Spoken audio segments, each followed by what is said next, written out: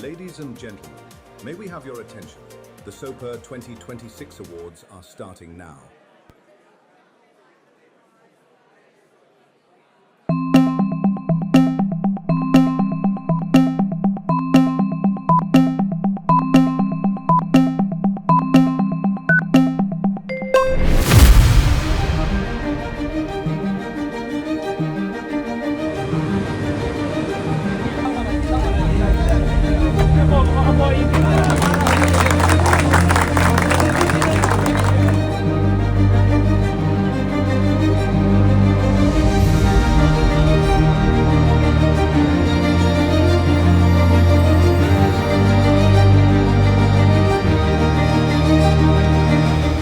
Đi tha yum của yum trái đó chị đi tha dệt tranh thì xa bạn này dân prang rosi bạn đại thế mà linh mà cũng plek đó là xa bộ vi chuyên viên mà. We know that KK Park didn't miss a day of service, that Starlink immediately filled a gap that would have been lost to when Thai communication was turned off.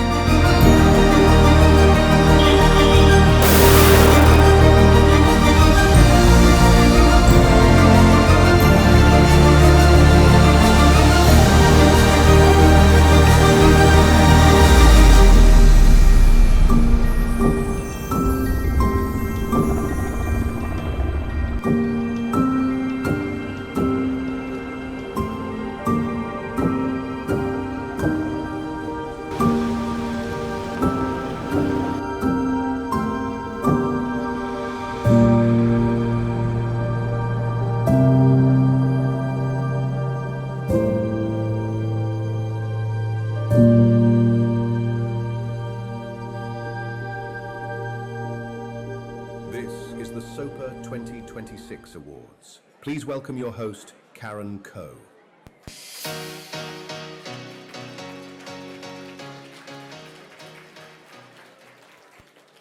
Welcome, everybody. Thank you for braving the black rain, the thunderstorms, the floods, and the landslips for being here tonight. And welcome to the SOPA 2026 awards ceremony. I'm really delighted to be your MC for this prestigious event. And what a year it's been. I mean, what a year it's been in the past 3 months. We'd really like to thank Agence France-Presse for producing that opening video for us.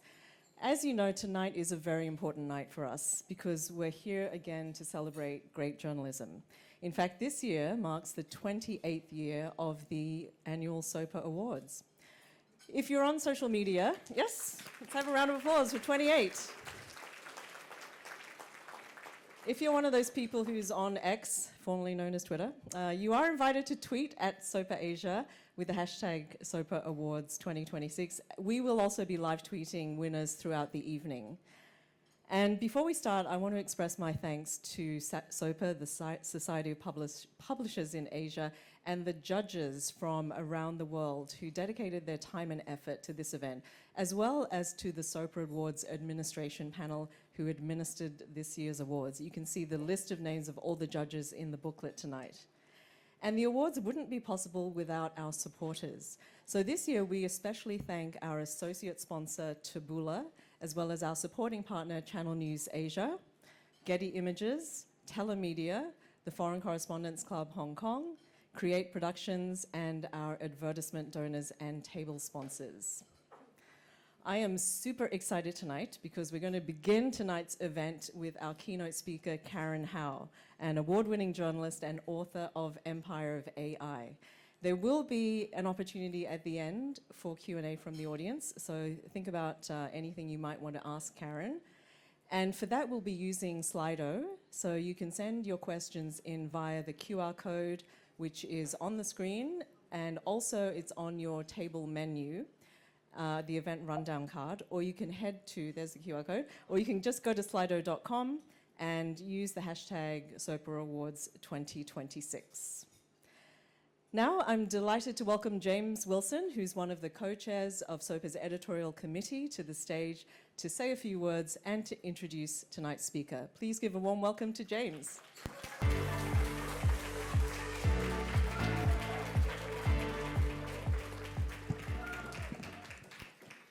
Thank you, everybody. Thank you, Karen. Good evening, ladies and gentlemen, and great to see so many of you here, a full house. You've got through the rain. Thank you. Well done. Welcome to the SOPA 2026 Awards for Editorial Excellence.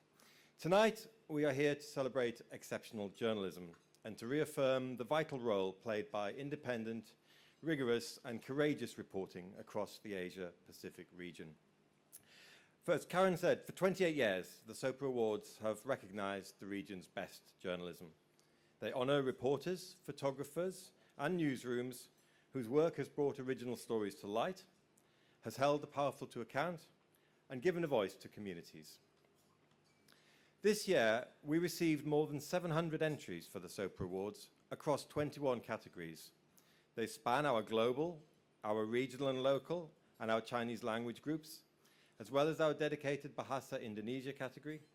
And as you'll see tonight, they provide a powerful snapshot of the issues that are shaping Asia.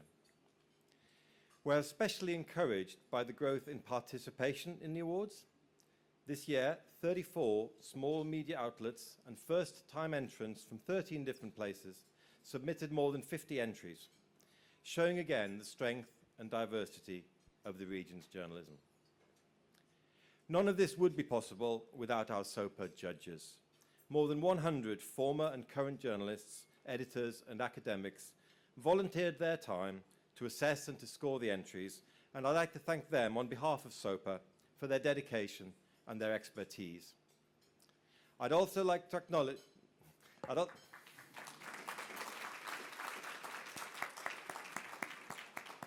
you.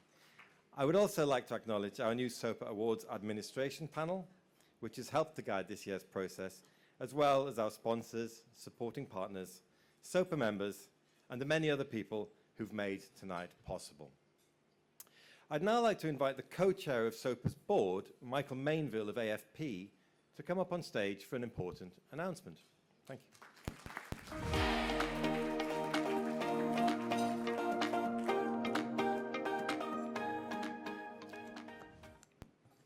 Thank you, James. We're very excited at SOPA to share some news about new award categories for 2027. In the nearly 30 years that the SOPA Awards have been recognizing the best journalism in Asia Pacific, there's been an important omission. Sports journalism is a huge part of what many of our newsrooms produce every day, especially during big global events like the World Cup. Our sports reporters and photographers are often among our very best journalists, passionate, knowledgeable, and committed to telling the kind of stories that our audiences crave. That's why SOPA has decided to introduce two new sports awards categories. The first, the Excellence in Sports Journalism Award, will recognize the best reporting that explains, investigates, and illuminates important sports subjects in Asia Pacific. The second, the Award for Excellence in Sports Photography, will honor the images that capture the most powerful and defining moments at sporting events in Asia Pacific or featuring athletes from the regions. We're looking forward to seeing your entries and to presenting the awards at next year's ceremony. Thanks.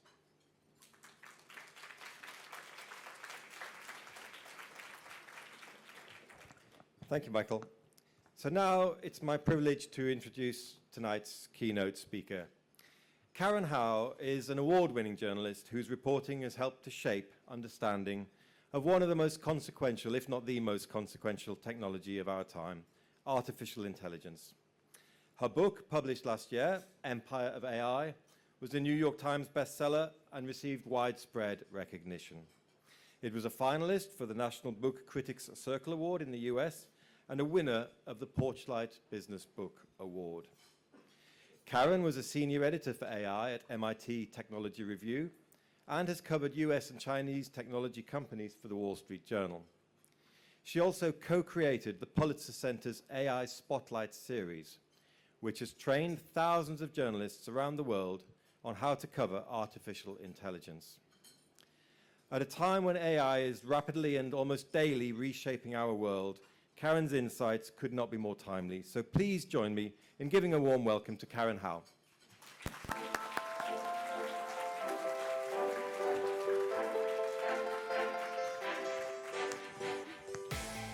Hi, everyone. Thank thank you so much for having me. It's such an honor to be here tonight.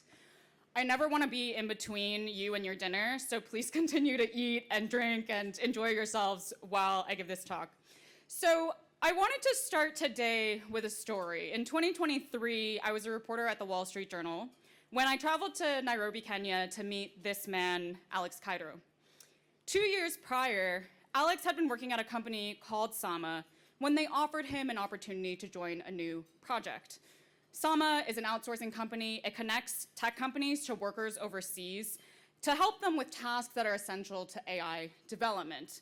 And for this new project, Alex didn't know who the client was because in his line of work, tech companies actually hide their identities from the overseas workers. But it turned out that the client was OpenAI. At the time, OpenAI was in a very different place as a company than it is today. It didn't have any consumer products yet, and until then, for several years, it actually hadn't intended to.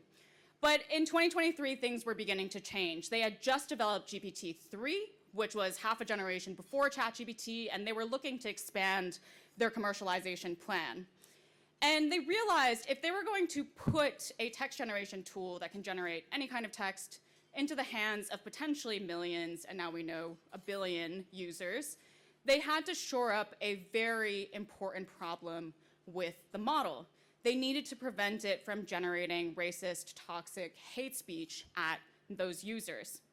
So Alex and his team were tasked with a kind of content moderation, but not in the traditional sense because they weren't moderating user-generated posts on social media. They were wading through some of the worst text on the internet, including AI-generated text, where OpenAI was prompting its own models to imagine the worst text on the internet. And they were then putting this into a detailed taxonomy that OpenAI provided them.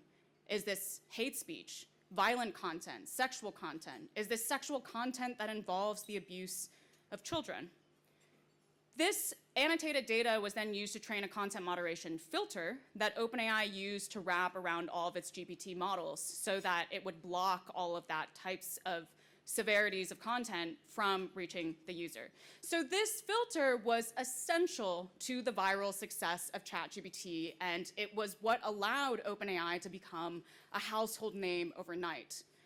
But I want you to hear in Alex's own words what this work did to him. Work that ultimately paid him and his colleagues barely anything, on average between $1.46 and $3.74 an hour.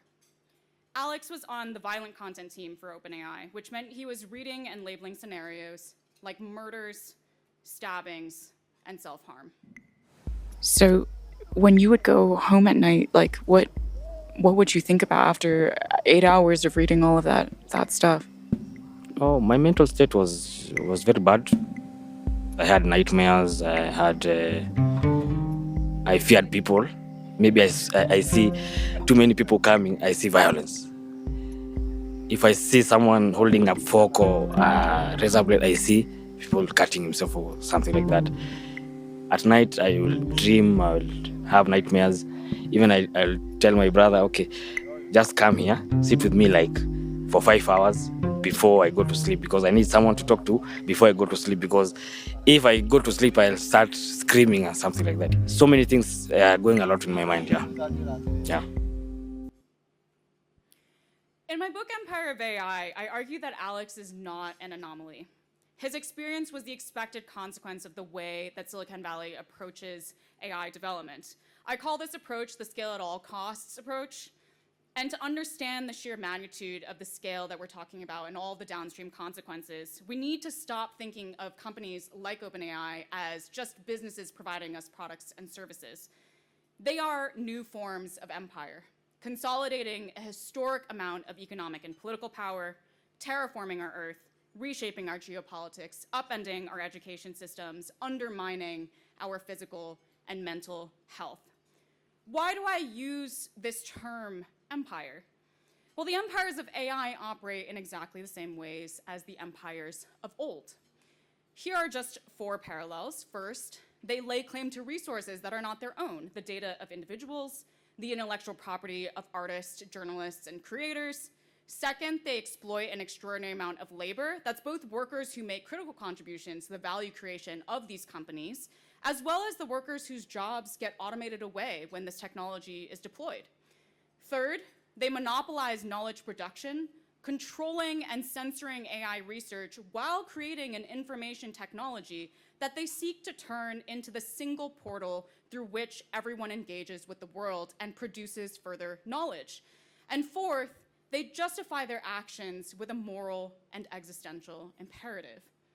They are the good empire on a civilizing mission to bring progress and modernity to all of humanity. And if they lose to the evil empire, humanity instead descends into hell. So the question is this actually necessary? Do we actually need empires to develop AI and reap the benefits of this technology? And to answer this question, let's consider an analogy. Part of the challenge of talking about AI today is that the term artificial intelligence completely lacks specificity. It's like the word transportation. You could be referring to anything from a bicycle to a rocket. These are different forms of transportation, yes, but they clearly are designed to serve different purposes and they have different cost-benefit trade-offs. AI is the same. It refers to such a wide variety of different technologies. So when we talk about getting the benefits out of AI, we really need to be specific. Which AI technologies do we want more of? Which ones should we in fact have less of? And how should we continue designing, improving, and designing new forms of AI in which the benefits outweigh the harms? And I'd argue that the kinds of AI systems that have really captured our imagination today, these large-scale, general-purpose systems like ChatGPT, really represent the worst trade-offs in our portfolio of existing AI technologies. They exact an extraordinary cost on large swaths of society and accrue benefit to a tiny group at the top. My critique of today's dominant systems boils down to their scale. The size of the data sets for training a single AI system have dramatically grown, as has the amount of computational resources or compute being used to perform that training.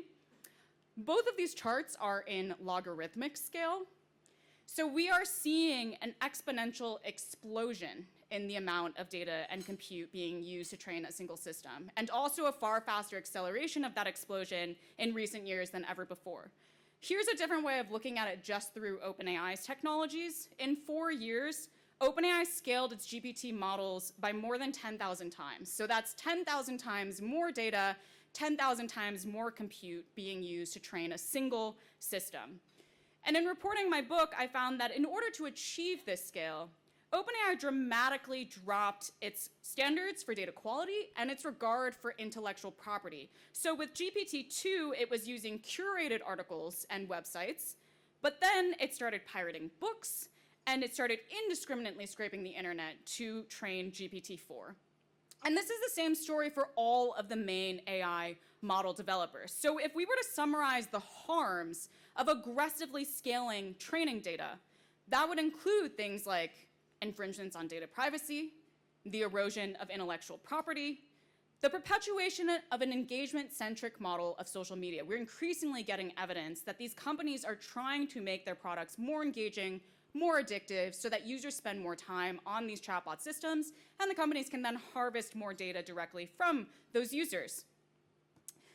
More polluted data sets, which then leads to the downstream problem of labor exploitation, because now you have to deal with the problem of content moderation, and you end up with the experience of workers like Alex. And Alex and workers in Kenya are not alone. This work is happening everywhere. In India, rural women who signed up for data annotation work suddenly found themselves watching hours and hours of child sexual abuse content and pornography. In China, companies are taking advantage of vocational school students who have poor future prospects. And now, as more and more people face an abysmal job market around the world, in part due to AI itself, data annotation has become the 4th fastest growing job in none other than the US, pulling in scientists, lawyers, and many, many journalists to do this work.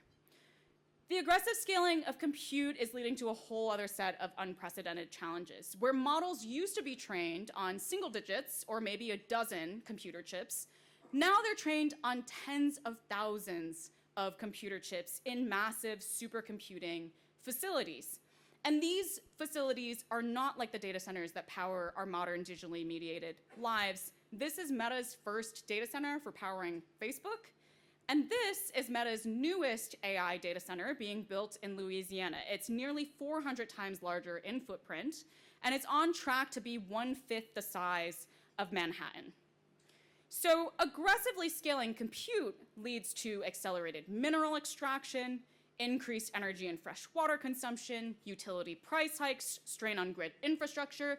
There are now states that are discussing in the US about potentially introducing rolling blackouts because of their inability to serve up enough power to these data center facilities.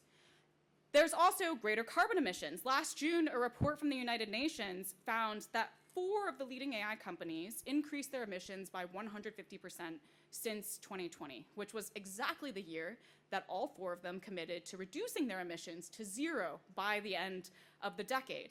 And once you're using fossil fuel-based energy sources, then you also have air pollution pumping into communities. And these intersecting impacts have sparked widespread backlash against data centers around the world.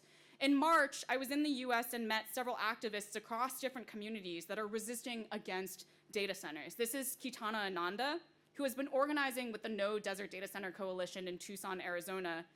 And she talked about against Project Blue, an Amazon hyperscale facility. And she was describing during the event that in Tucson, water conservation is essential to their way of life. They live in a desert. They understand that. And in the smallest of ways, this manifests. At a restaurant, you do not automatically get a refill on your water. You have to ask. And it's because for decades, this community has been told you need to conserve and conserve and conserve. And they've in fact been really successful at this. So this community actually has one of the lowest water consumptions per capita in the US. And Kitana said, Amazon and other data centers are now taking advantage of their success, literally profiting off of the surplus water that they worked hard over generations to build. And in a working class immigrant community, no less, acutely aware that Amazon's data centers power its contracts with the government, including ICE. I also met with Keyshawn Pearson, who's been organizing against the XAI supercomputer Colossus in Memphis, Tennessee, where Elon Musk used 35 unlicensed methane gas turbines to power this facility. Those turbines popped up in the dead of night, pumping tens of thousands of toxins into a predominantly Black and brown community that has already suffered a very long history of environmental racism, so that they actually have 4 times the rate of cancer as the national average. When Keyshawn started speaking at this March event, he asked everyone to close their eyes and take 2 deep breaths. And then he told us that is a human right, to breathe clean air. And that is what's being taken away from us. So here's the extraordinary part. This scale is unnecessary. You do not actually need this degree of data and compute to reap the benefits of AI development. We've already seen this with evidence of models like DeepSeek, where it is possible to develop the same capabilities with significantly less computation. But that doesn't account for the full range of other AI systems that already exist, or the new ones that could be developed and have nothing to do with large-scale generative systems and are hugely beneficial. So why are the companies doing this? Remember their imperial ideology. An ideology now abetted by and abetting another empire, the United States empire. As Trump fuels Silicon Valley's expansion, executives at companies like OpenAI have become his top political donors and provide him political cover, even as he has enabled violence against his own citizens and other countries. So we must recognize AI, as currently conceived by Silicon Valley, is a political project. And its central feature is to take agency away from everyone else until those at the top have a monopoly on decision-making power to determine our collective future. So we need to break up the empire as we simultaneously cultivate new, sustainable, rights-preserving paths of AI development. This is a task at hand for everyone, regardless of where they sit in society, but the media plays a unique role, not least because we are defenders of human agency, of collective self-determination, and of democracy. So our decisions in this moment must be guided first and foremost by this compass. That means first, we need to cover the story.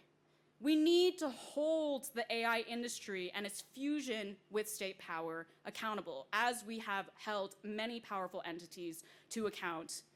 In this regard, one of the things that I'm really proud of is my work with the Pulitzer Center to develop the AI Spotlight series. This is a training course for any journalist to learn how to cover AI through an accountability lens.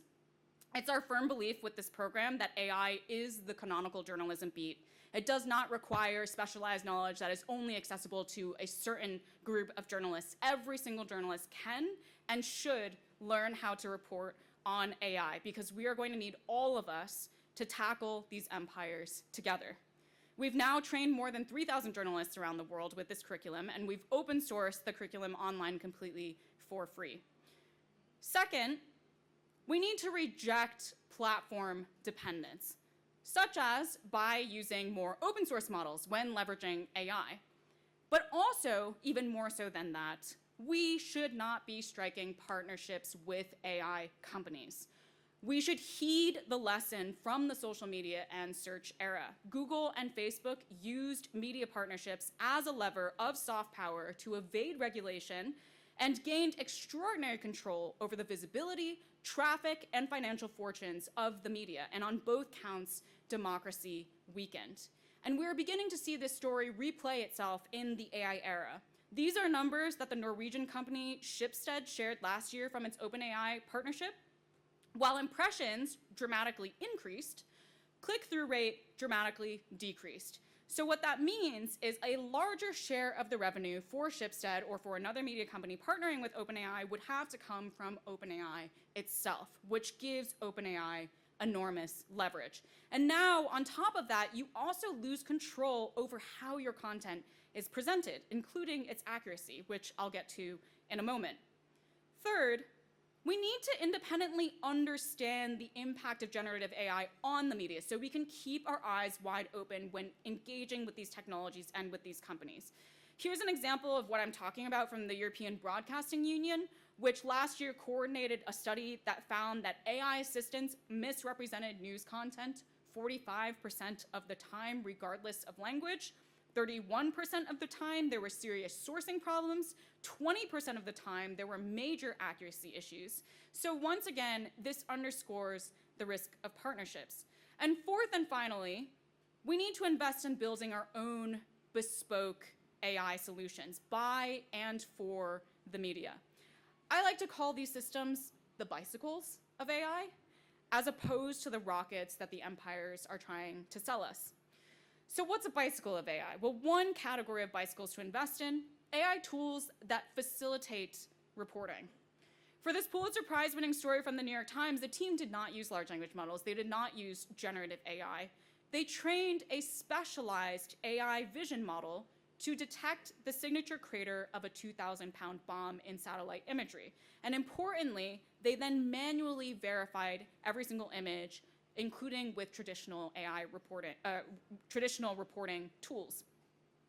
Another category of bicycles, tools that streamline information gathering and tip surfacing. This is a platform from Cal Matters called Digital Democracy that digitizes and centralizes information about California's government, public hearings, political donations, bills, so on and so forth. The platform uses specialized AI models, once again, to help aggregate and analyze this information and surface those tips to reporters. It also uses a variety of other non-AI technologies. Half of the platform's utility is in fact just the clean and legible way that it visualizes information. Which leads me to another point. We need to expand our definition of innovation in this industry. It's not just about AI. And in fact, it's not just about technology either. How can we also define innovation to mean creating new models of audience engagement, resource sharing, and collaboration. So I wanted to end with another story that I reference in the epilogue of my book. This is a group called JW Media. It's a nonprofit radio station in New Zealand that broadcasts in Te Reo, the language of the Maori people. A few years ago, they began this project to turn their rich archive of audio clips into a resource to support the Maori community's efforts to revitalize their language, which was almost lost during colonization. They imagined recreating an app for people to listen to the broadcasts in Te Reo and to see a transcription, click on the words that they didn't know and get the translation. But the problem was they didn't have enough speakers proficient in Te Reo to do that transcription for their archive. So they realized they could turn to AI and they could build a specialized speech recognition tool. This is where their process diverged completely from the way Silicon Valley develops AI. First, they asked the community, do you want this tool? And only when the community said yes, then they engaged in public education to explain what it would take to develop the tool, what kind of data they would need, how much of it they would need, how they would protect that data to make sure it would never be taken by other people to use against the very community. And because they were training a small, task-specific AI model, and because they had so much buy-in from the community, they were able to collect enough data within just a few days, and with full consent from every single data donor. Last month, I took a trip to New Zealand to visit them, and they demoed me some of their latest AI technologies. The quality of their models for serving their community's needs have well surpassed the quality of those made by Silicon Valley. To me, the heart of JW's innovation was not, in fact, the speech recognition tool. It was their commitment and creativity in constantly looking for ways to better serve their community and their public. And in the process, they transformed themselves from a tiny media nonprofit into a leading technology provider. They expanded their impact, and they built an even deeper and trusting relationship with their audience. So if there's one more thing to take away from this talk, it's to heed the words of A.G. Salzberger. Our profession has been too quiet, too passive, and too fragmented in the face of abuses by the companies leading the AI revolution. But there are still actions we can take both to stand up to the abuses and to prepare our own organizations to succeed in this new era. The news industry's only path to counteracting this influence is by working together. Each and every one of you has an active role to play in shaping technology development, in resisting the empires, in fortifying our collective future. Because empires are made to feel inevitable. But history has shown us, when people rise, empires fall. Thank you.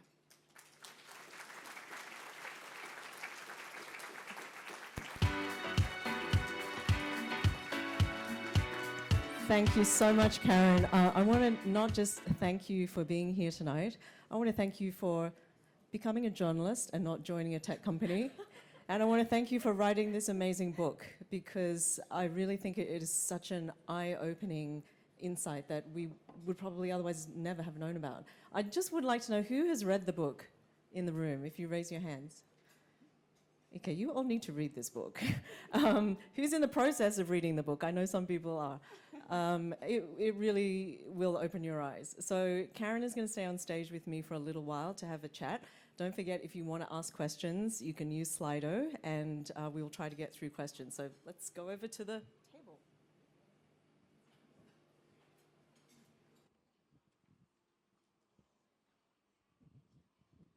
All right.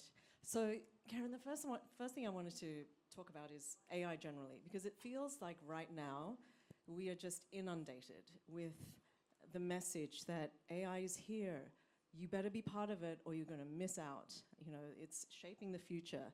And when you think about a lot of new technologies, they're usually initially accompanied by skepticism and fear. Why do you think there's been so little skepticism about this rollout of AI in the past couple of years? Honestly, I think there is quite a lot of skepticism, but I agree with you that there isn't enough, and I think part of the reason is that tech companies have been so successful over many years, even before this AI boom, in exerting this sense that they have special knowledge that no one else has access to, and if you don't understand how profoundly transformative the technologies they are building are, it's because you don't know what you're talking about. And I think people have this fear then when they see a new technology wave coming, even if they feel uncomfortable, they're like, oh, maybe it's my problem and I need to just get on board. And the industry is just so successful at engaging in these marketing, like the phrase, you're not gonna get automated by AI, you're gonna get automated by someone who's using AI is like the best marketing slogan that has ever been invented. So I think that's part of the reason why, is that these companies really do have a monopoly on how we think about these technologies and understand them. I mean, as AI does become more incorporated into everything we do, for example, frontline customer service chatbots, scanning your face when you go through immigration,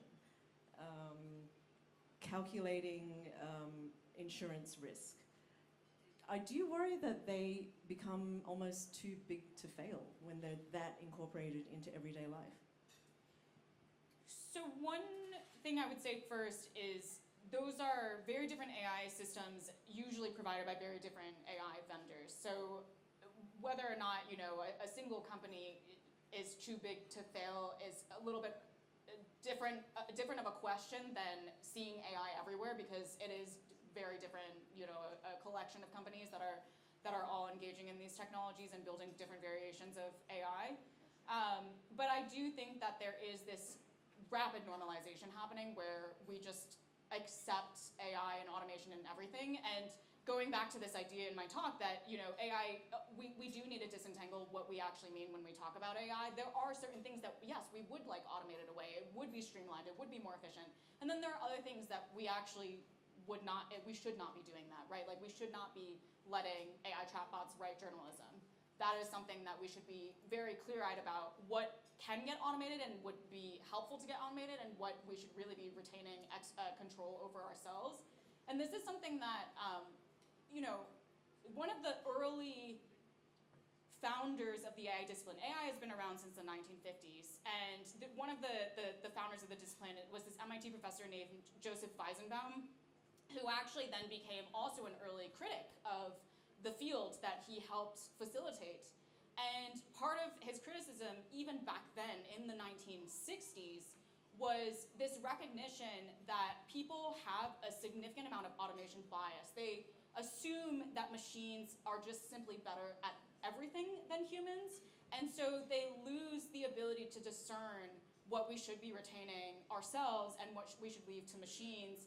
And he said back then, in a tome that he wrote that was trying to criticize the way that the field was heading, that all of this automation bias was simply going to just allow people in power to offset responsibility for their decisions to automation, when in fact they are the ones that are designing the automation, they are designing the systems in which the automation is embedded, and so on and so forth. What do you make of the mixed messages that some of these hyperscalers send out? Like, on one hand, they're scaling like crazy, and then 2 weeks ago, you know, Dario Amodei says, I think we should slow down. I mean, what are they trying to do here? You know, they're doing two opposite things. So one of the things that was most shocking to me when I was reporting the book is the degree to which there are quasi-religious movements that have developed in the Bay Area. I used to actually work in tech, so I did join a tech company, and I then left to become a journalist. But I was really shocked because when I was in the tech industry 10 years ago, it was not like this at all. And now there is this ideological fervor, there's like these belief systems that are really not scientifically backed about what AI is, what it could bring us, and how it could have cataclysmic shifts on civilization when, you know, the machine wakes up. And I think part of this quasi-religious fervor is then the arrival of religious narratives as old as time, the heaven versus the hell. And these movements, these groups of people, they really do evoke that kind of if we allow this technology to go well, we arrive in utopia, paradise. Cancer is cured, climate change is solved, and that is the heavenly state. And if it falls into the hands of the wrong people, then we arrive at the hellish state. And so these are actually two different narratives that arrive at the same conclusion, which is if this technology is going to be that profoundly transformative, it is literally the difference between heaven versus hell, then it has to be controlled extremely carefully, very anti-democratically, by a small group of people who happen to be the very people dripping out these narratives. So Sam Altman usually leans more towards the heaven, Dario Amodei leans more towards the hell, but it's really actually two sides of the same story. We have a question from the audience. So can you comment on the misogyny that arises from AI and suggest ways to combat it? I would love to ask this person if there's something specific that they're thinking about, but my best guess is this is referring to just generally AI systems embedded an enormous amount of discrimination, not just misogyny, also racial discrimination and other ways of like minoritizing people that are traditionally historically minoritized. And this is because these systems are trained on our data, and so they replicate historical patterns, especially with the approach that these companies take where they just indiscriminately scrape the internet, because then you are really getting just a mirror image of kind of whatever is online without any curation, without any of that, trying to improve the models to represent a different kind of social value system or whatever it is. And this is something that companies have, even when I started covering AI in 2018, companies were already saying, because this manifests not just in chatbots, this manifests in also facial recognition systems and in specialized AI models as well. Companies will always say, well, eventually we can eradicate out all of this discrimination from AI models, and then they will become these pure, unbiased systems that are just better than humans. And it always comes back to this idea, like the AI model will eventually become better than humans. And it's actually just not technically possible. There has been a lot of research that has been done since about how you cannot eradicate discrimination out of an AI model no matter what you do, because you cannot have a perfectly uniform data set if it is to represent any semblance of reality of the world.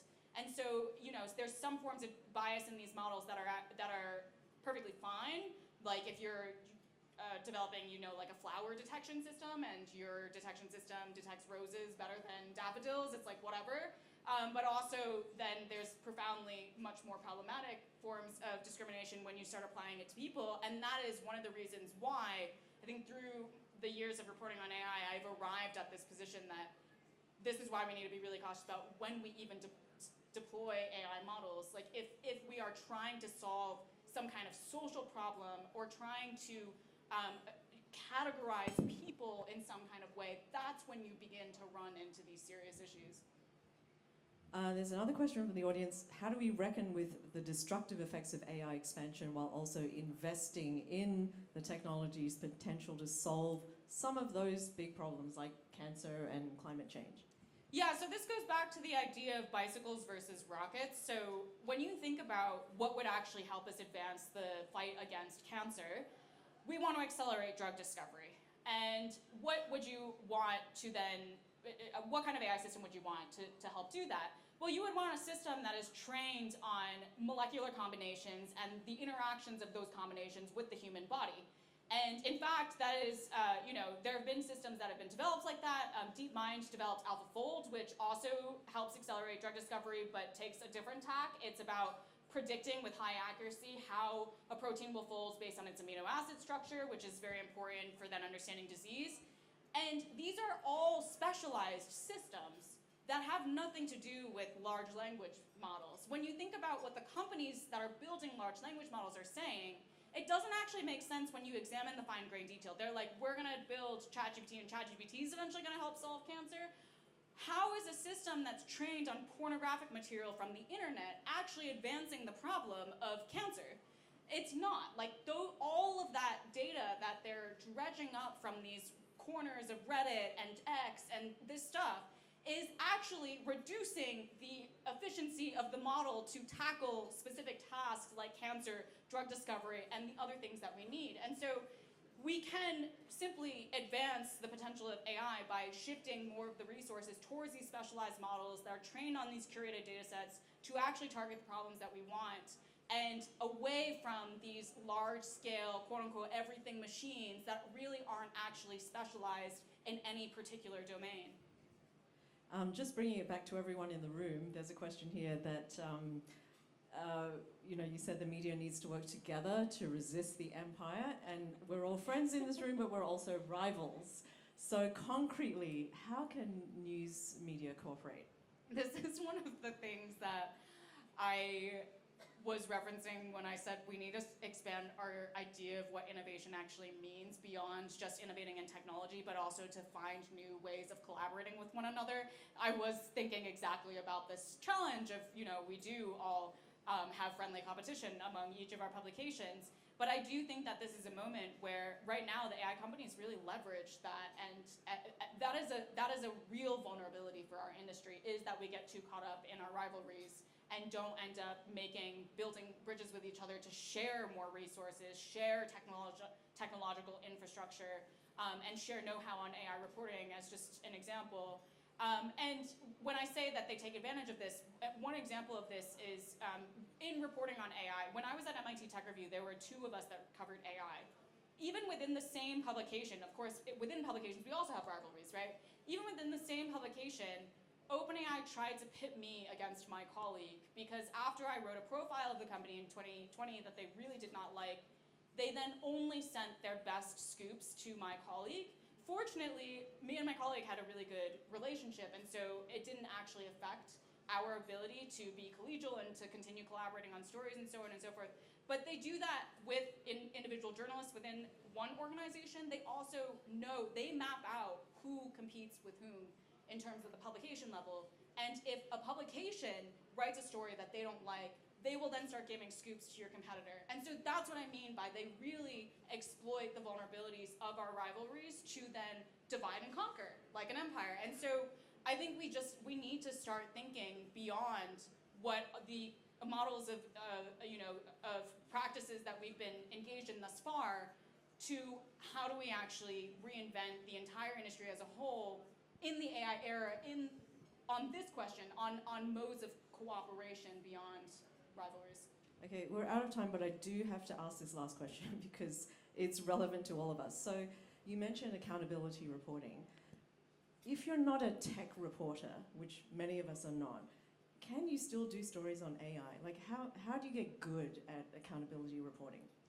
So the over 3,000 journalists that we've trained, I think maybe 5% of them were tech reporters. We purposely target reporters that are not covering tech and don't have familiarity with covering tech, because when you think about AI is literally intersecting everything. AI is an environmental story, AI is a politics story, it's a geopolitics story, it's a healthcare story, it's an education story. And the tech reporters do not actually have domain expertise across all of these different facets of beats to actually, in a nuanced way, cover how AI is impacting education. It should really be the education reporter that's looking at that. When looking at the ways that these companies lobby governments, it really should be the politics reporter that's covering that. And so I think people should recognize that AI is not a technology story. It's a social, economic, political phenomenon. And you already have significant expertise in the domain that you cover to bring that to bear on this multifaceted industry and its societal impacts. That's great for all of us. Thank you, Karen, so much. I wish we had more time. A round of applause for Karen, and thank you everyone for your questions. Thank you. If you didn't get a chance to have your question heard, Karen will be around for the rest of the night, and I'm sure later on she'll be happy to answer some of those questions. Make sure you go to her and not me, because she's the expert. Okay, we would like to thank you. We have a little gift for you, and I'd like to invite Michael Mainville to the stage to give this gift to Karen Hao.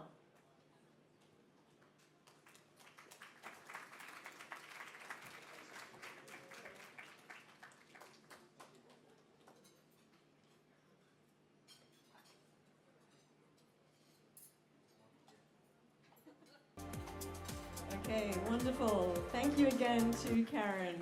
I hope it wasn't too much having 2 Karens on stage. If you didn't like it, ask to speak to the manager.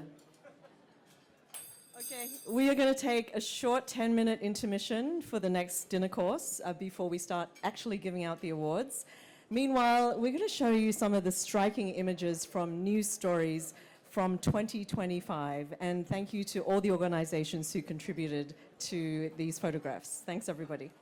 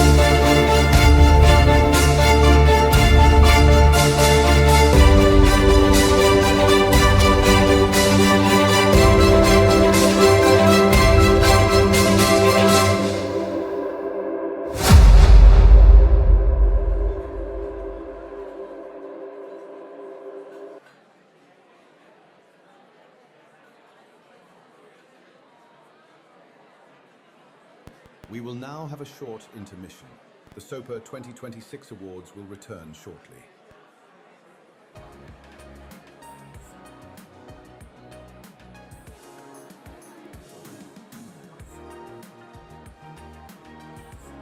Please take your seats. The SOPA 2026 awards will recommence shortly. Please take your seats. The SOPA 2026 awards will recommence shortly.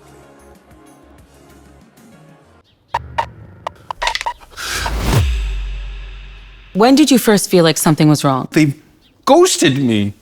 What if I let them ask me questions instead? Welcome back to the SOPA 2026 awards with tonight's host, Karen Koh.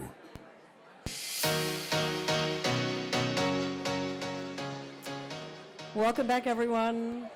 I hope you're enjoying dinner so far, but are you ready for awards? Yes? Okay. So, as we heard earlier, the SOPA Awards recognizes the outstanding work of journalists, editors, and media organizations that inspire, inform, and engage audiences. As we heard earlier, SOPA this year received over 700 entries in English and Chinese, and a separate category of Bahasa Indonesia for the 21 award categories. And this is how it's going to work. Each award category is divided into 3 groups: Global English Language, Regional Local English Language, and Chinese Language, with 3 finalists chosen in each group, as announced on the 7th of May. From the 3 finalists in each group, SOPA will give out an Honorable Mention Award, followed by an Award for Excellence. And for each category, we'll celebrate efforts first in the Chinese group, followed by Regional Local, and then Global. 2 exceptions: the SOPA Award for Young Journalist and the SOPA Award for Public Service Journalism, where there are no groups and only 1 award. The Award for Excellence will be given out. I know it sounds really confusing, but you'll get the hang of it pretty soon. So tonight's full slideshow presentation, as well as comments from our judges, will be available on the SOPA Awards website after the ceremony is finished. Unfortunately, we don't have time for speeches, but we do invite winners or those collecting awards on behalf of the winners to join us on stage for a quick photo. And in addition, this year we want to ask all Award for Excellence and Honorable Mention winners to come up on stage at the end of the night, the end of the ceremony, to take a big group photo. So let's get started with the awards. And award number 1, our first category, is Excellence in Reporting on Women's Issues. This category honors original coverage of women in Asia. And I'm delighted to invite Desiree Au of Vogue Hong Kong, GQ Hong Kong and Singapore to the stage to give out these first awards. Thank you, Desiree. The 3 finalists of Chinese language media are Initium Media, The Untold Stories of Transnational Surrogacy Industry; Mirror Media, The Hidden Cost of Taiwan's Silicon Shield, A Generation of Mothers; and Right Plus, The Path to Marriage and Motherhood for Women with Disabilities, Breaking Free from the Perfect Mother Myth. The honorable mention goes to Mirror Media. Unfortunately, they're not here with us tonight, but we do congratulate them and we'll send them their certificate. And the award for excellence goes to Initium Media. Can we have a representative from Initium please come up to receive your award? Well done.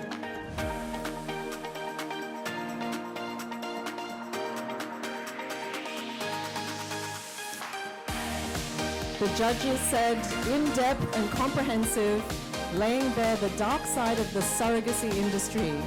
While this topic is not new, the focus on the role of intermediaries and who are the parties in the supply chain of global surrogacy is an important one.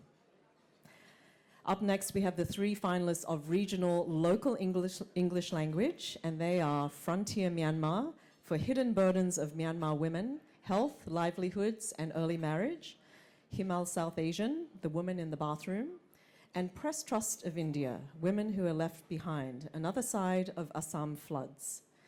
The honorable mention goes to Frontier Myanmar.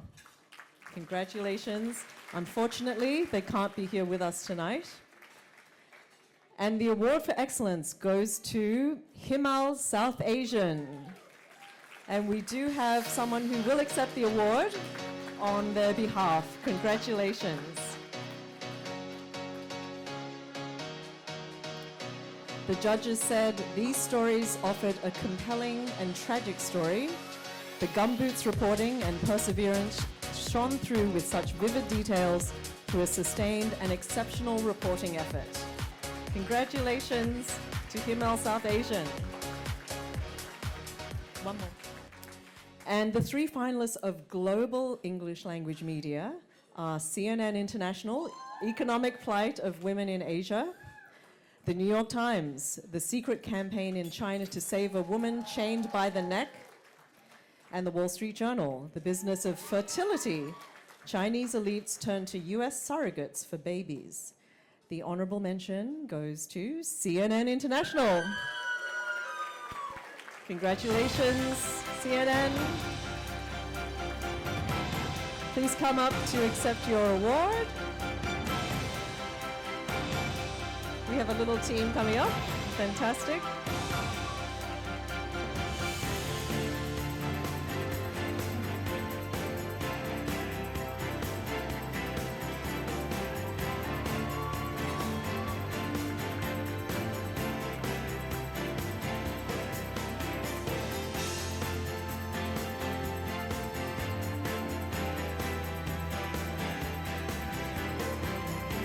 That's a lot of people to manage in the photo. Well done, CNN. And the award for excellence goes to the New York Times.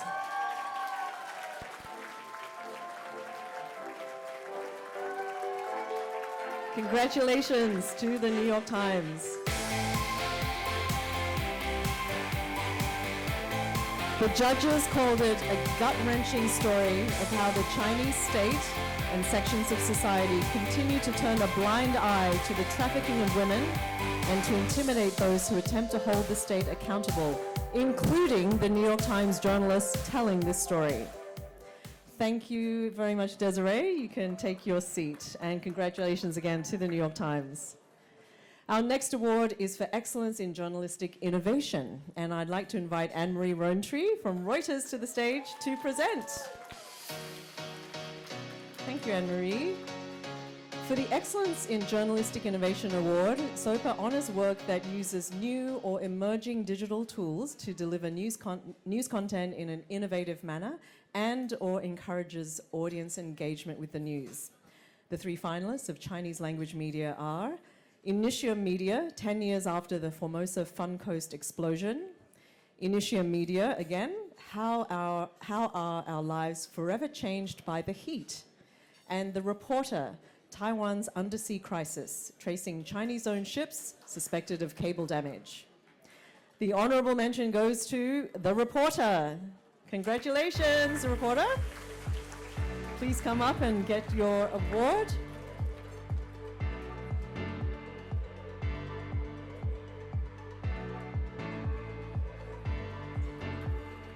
Well done to The Reporter.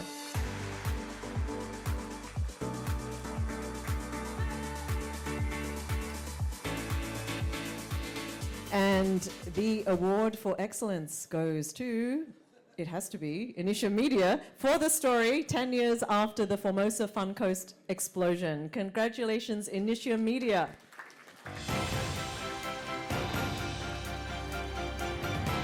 And we do have someone coming up to receive the award. The judges said they called it an innovative, refreshing approach to tell the story of the 10th anniversary of an explosion tragedy through the reflection of 5 victims and an item they deemed most important to them.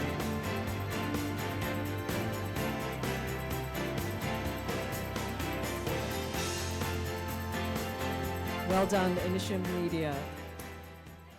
No, you have to stay. You're not done yet. The 3 finalists of regional, she always wants to get off the stage too fast. The 3 finalists of regional English language media are CNA, Singapore Budget 2025, What's in it for you? The Straits Times, Lost Games, and the Straits Times again, How to make the best out of limited spaces. And the honorable mention goes to the Straits Times for Lost Games. Congratulations, Straits Times.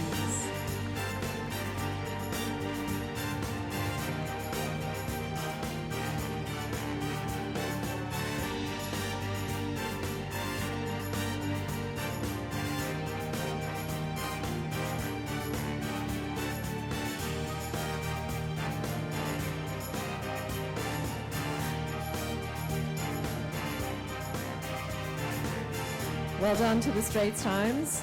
And the Award of Excellence goes to CNA. Congratulations to CNA. The judges said this simple calculator gets top marks for frictionless usability. It's clearly of benefit for anyone affected by the budget.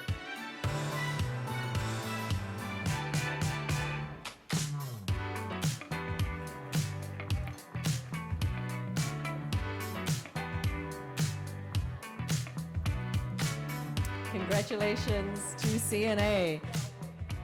One more award, Anne-Marie. The 3 finalists of Global, it's not that hard this job, is it? Global English language media are Bloomberg, India's digital nightmare. Bloomberg again, China's falling prices. And the New York Times, how did the CIA lose a nuclear device? The honorable mention goes to Bloomberg for China's falling prices. Congratulations, Bloomberg. Please come up and get your award.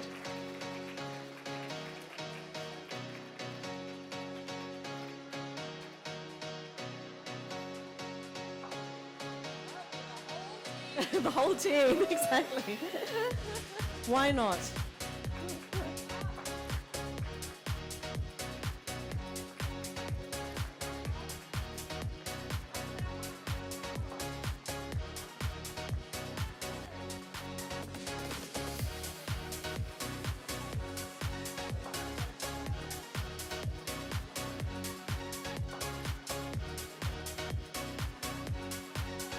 Well done, congratulations.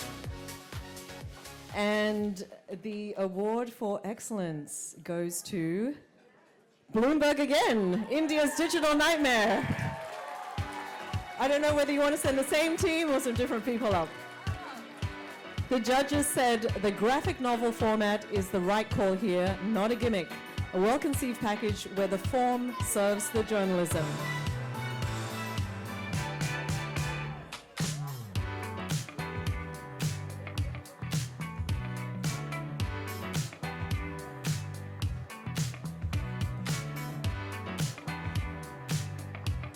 Oh, a step to the right, ladies. Thank you.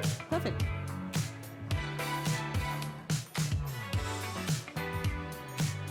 Congratulations to our winners, and thank you, Anne-Marie. You may sit down now. Thank you so much. For our next award, I'm going to have to ask you to listen carefully. The next award is for excellence in audio reporting. And this award honors audio journalism work that illustrates significant political, economic, social, or cultural issues. And I'm delighted to invite Michael Mainville from AFP and SOPA's board co-chair to the stage to give out the awards. The 3 finalists of Chinese language media are Initium Media, When TSMC Goes Global, The Reporter, The Cost of Crossing Gender for Transgender Youth, and Western Forest, Ahai's CWB Second Floor. The honorable mention goes to Western Forest. Congratulations to them. They can't be here with us tonight, but we would like to play you a snippet from that audio report. If you can listen carefully, please. 最近10多年，这条边界无疑在不断的外扩，被禁忌的内容范围越来越广，涵盖的议题越来越多。6·4、文革反思、对于领导人的批评、少数族群、宗教、性少数、女性主义等等等等。And the award for excellence goes to the reporter. Congratulations. Please come up and get your prize.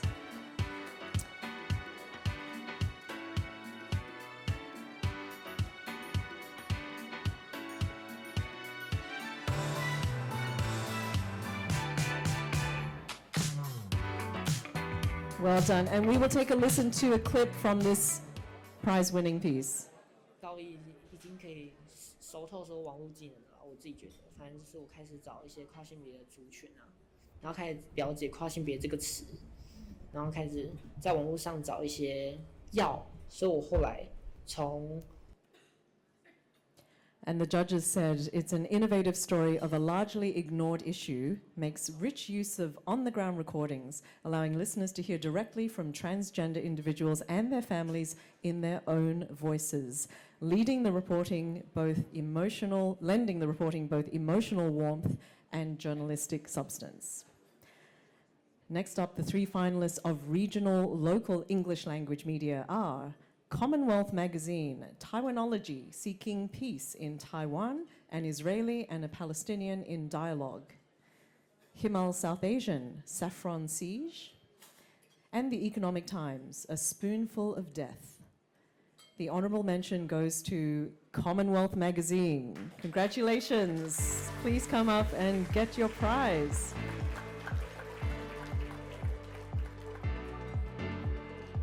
And we will take a listen to a clip from this piece. Yet here in Taiwan, the threat to peace is never that far away. After decades without war, it is easy for us to relax. But the fragile cross-strait status quo is a constant reminder that peace can never be taken for granted. Well done. And the award for excellence goes to the Economic Times. We don't have the winner in the room tonight, but we congratulate them, and let's listen to a clip from their piece. So, in this latest deep dive, we spoke to victims, doctors, regulatory officials, a health activist, a lawyer, cops, and ET's pharma reporters to try and answer the following questions. The judges said, absolutely first-rate and gripping podcast. It calls attention to a shocking pharmaceutical scandal, Indian-made cough syrup that killed children in India and beyond. And our three finalists of global English language media are BBC World Service, Student Predator, Surviving Zhen Haozhou, Bloomberg, Tariffed, Toymaker versus Trump, and The Economist for Scam Inc. The honourable mention goes to Bloomberg. Congratulations.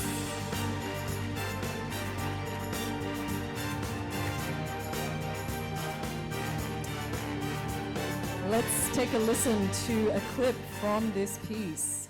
On a brand new highway that slices through Vietnam's Red River Delta. We're on our way to a toy factory.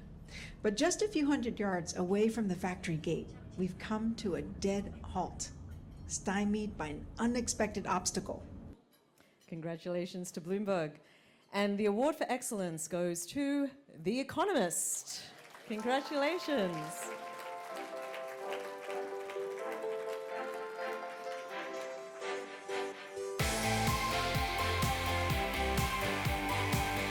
Let's take a listen to a clip from this piece. Remember Edgar from the last episode? The guy in Canada who got scammed over LinkedIn. He had no idea who was really behind the messages he received. But that $78,000 Rita was talking about a moment ago?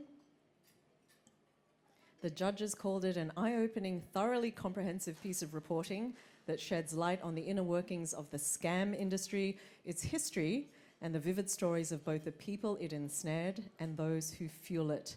Superbly produced and makes for compelling listening. Thank you, Michael. You have to stay on stage, actually, for the next round. And our next round, we bring pictures into it. It's for excellence in video reporting. And here, SOPA honours work that demonstrates mastery in short-form news reports. The three finalists of Chinese language media are BBC Chinese, Deepfake Porn, and A Legal Void, investigating Hong Kong News N-Folder case. Business Today, Vanishing Seagrass, Disappearing Fish, Taiwan's Ocean Crisis. And Business Weekly, Hollowing Out or Dominating the World? Inside TSMC's 5 trillion NT dollar bet, replicating Hsinchu Science Park in US desert. The honorable mention goes to Business Today. Congratulations. They cannot be here with us tonight, but let's watch a clip from their video. 是，那早年我们来的时候来采下的时候，晚上比夜市场还热闹。从这个那个镇来到这个都是人。 And the award for excellence goes to Business Weekly. Congratulations to them. Unfortunately, they're also not with us tonight, but we do have a clip from their video as well. 世界不再是平的了，这是一个机会。好，那当然它也是一个威胁啦。但是呢，你不玩的话。 Judges said this work documents the ongoing shift in the world's technological center of gravity. The entry picked up on a timely topic, semiconductor companies from Taiwan investing in the US, and the video demonstrated mature storytelling skills. Our 3 finalists of regional local English language media are Taiwan Plus, What Matters More, Indigenous Culture or Animal Rights? The Migration Story, Beneath the Panel, The Hidden Losses of India's Solar Parks. And The Quint, Why Indian Cities Aren't Walkable. The honorable mention goes to The Quint. Congratulations. They are also not with us tonight, but here is a clip of their video report. You take a walk in any major Indian city and you'll find that the sidewalks are so difficult to use that pedestrians are forced to walk on the road alongside vehicles. These hazardous walking conditions push even willing pedestrians to choose vehicles. And the award for excellence goes to Taiwan Plus. And I believe we do have someone in the room to pick up the award. Yes, here he comes.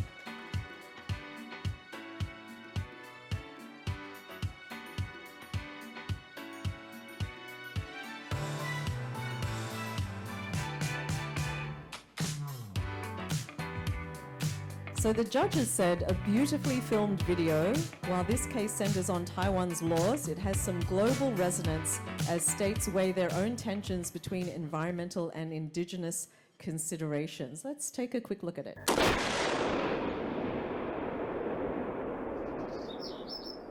And now to Taiwan, where Indigenous elder Talam Suklaman was this morning called to court in a trial which has drawn the attention of the entire country. Charged with illegal hunting. Congratulations.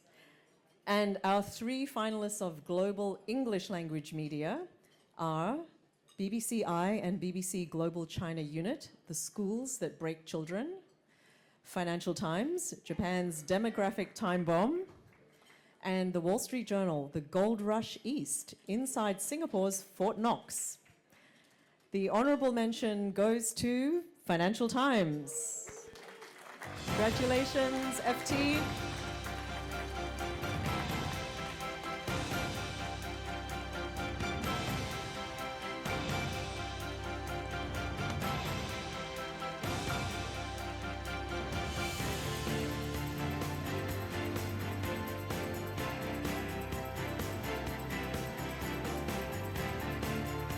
Well done.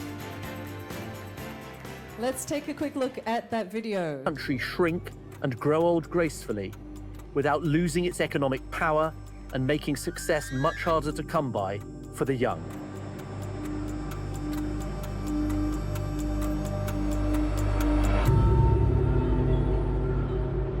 And the award for excellence goes to BBC I and BBC Global China Unit.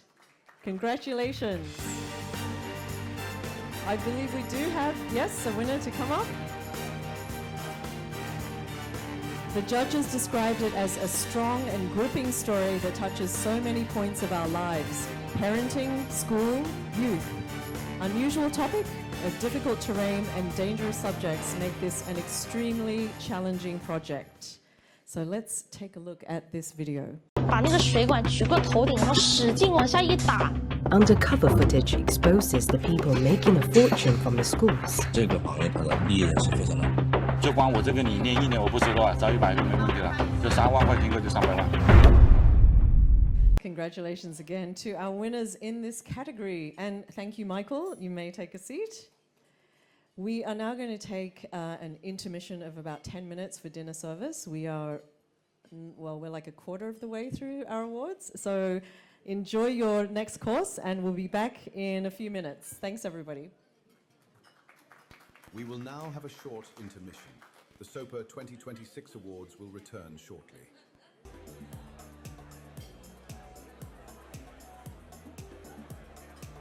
Please take your seats. The SOPA 2026 awards will recommence shortly.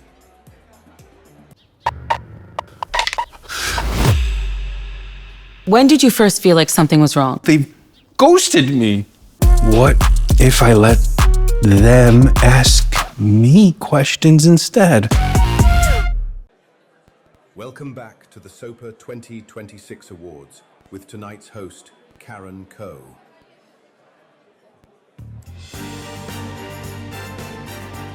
Hello, everyone. I really like that voice of God introducing me every time. It makes me feel very special.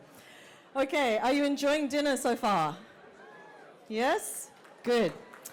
You ready for more awards?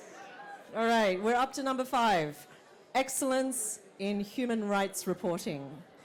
And this award honors work that demonstrates high standards of reporting on human rights topics of significance. And I'm pleased to invite George Noguchi from the New York Times to the stage to help give out the awards. Please welcome George. All right, so the 3 finalists of Chinese language media are Initium Media, After the Raid, China's underground Christians following the Zion Church crackdown. Initium Media again, Hong Kong Workers, Precarious Work, Precarious Lives. And The Reporter, Against Time and Silence, Childhood Sexual Abuse Survivors' Long Fight to Challenge the Statute of Limitations. Okay, can I have some silence as we announce the awards? The honorable mention goes to Initium Media for Hong Kong Workers, Precarious Work, Precarious Lives. Congratulations to Initium.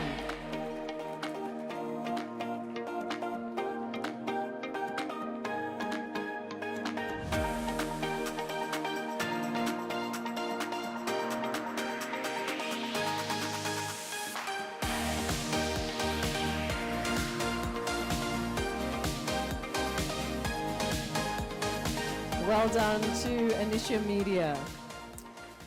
And the award for excellence in human rights reporting goes to The Reporter. Congratulations to The Reporter.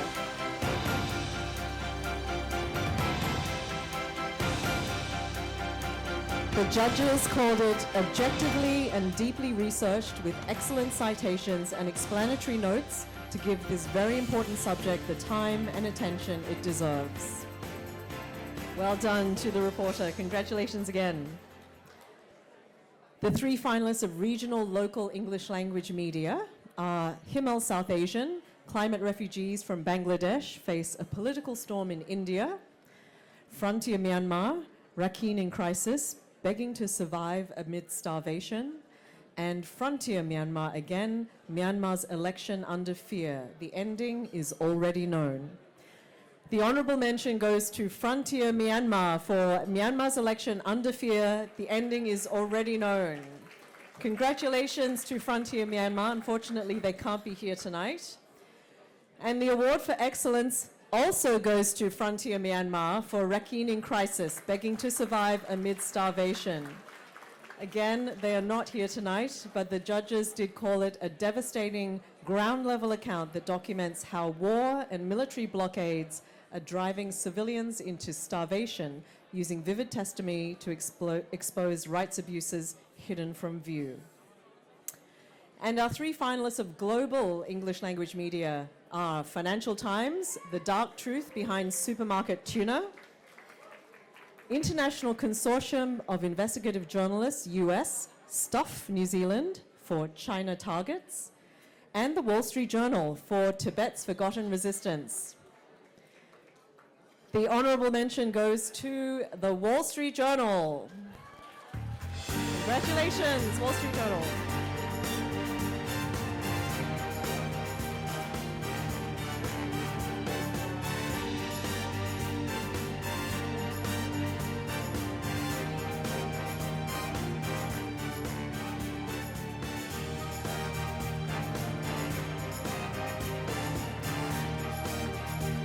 Well done.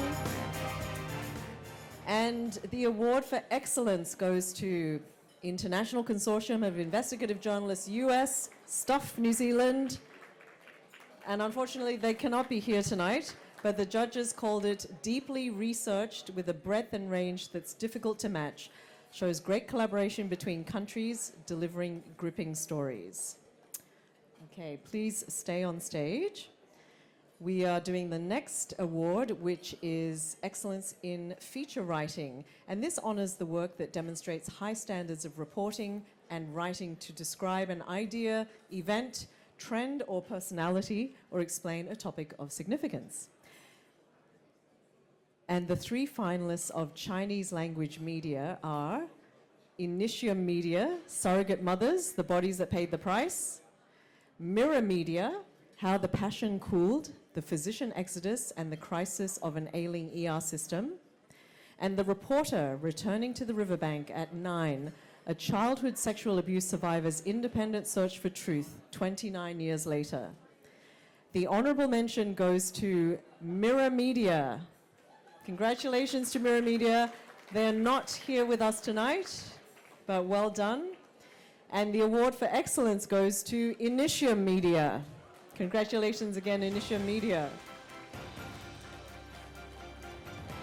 The judges said, drawing upon extensive fieldwork and interviews conducted in Georgia, the author vividly and powerfully illuminates the complex interplay between transnational industry chains, the exploitation of female labor, legal vacuums, and China's demand for reproductive services. Congratulations to Initium. And the three finalists of regional local English language media are Australian Broadcasting Corporation, How a Thai Worker Was Taken Hostage in a Foreign War; Hong Kong Free Press, Place of Heartbreak, 1 month since fatal fire, Wong Fuk Court residents reel from trauma, pondering their future; and the Japan Times, The Making of Shinzo Abe's Assassin. And the honorable mention goes to Hong Kong Free Press. Well done.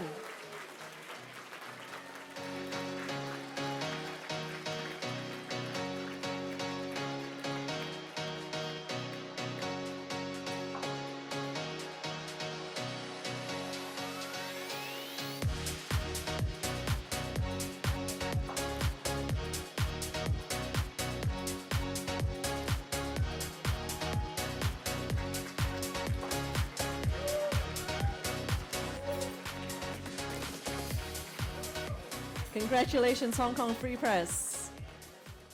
You may have noticed we swapped out our presenters very surreptitiously. This is Carl Malakunas. Apologies, I didn't have you come up before.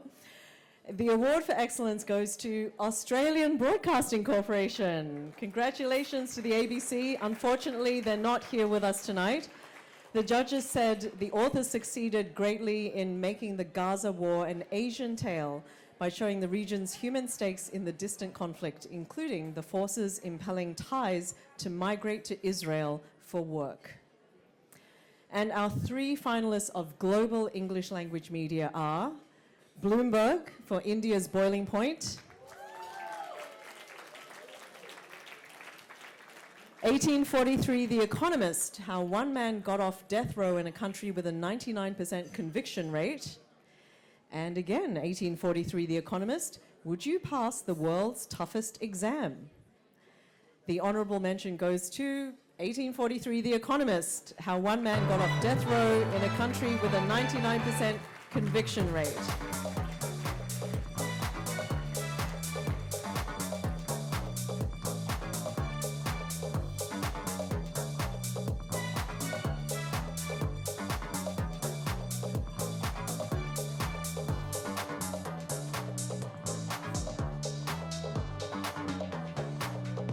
Well done. The award for excellence goes to 1843 The Economist. Would you pass the world's toughest exam? I thought I'd tell you before you get all the way back to your table. Congratulations. The judges called it engaging storytelling and in-depth reporting that follows one young engineer graduate's obsessive and grueling 6-year journey to take an entrance exam for India's Ministry of Railways.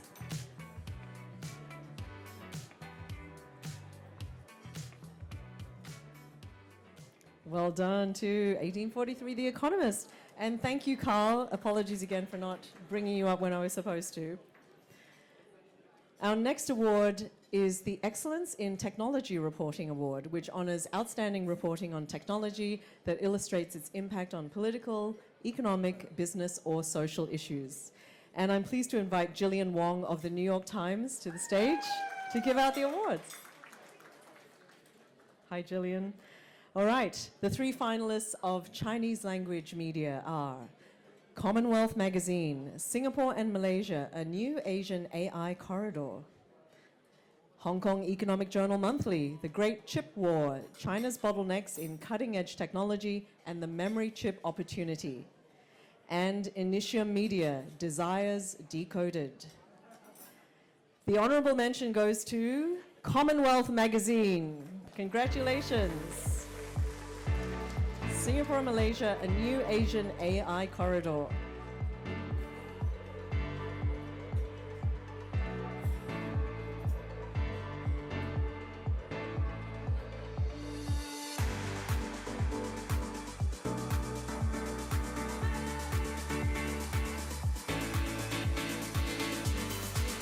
Well done, Commonwealth Magazine. And the award for excellence goes to Initium Media for Desires Decoded.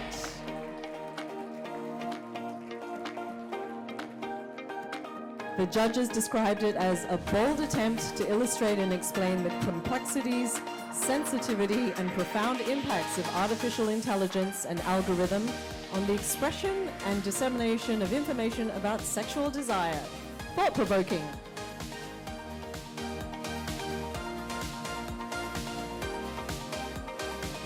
Congratulations to Initium Media.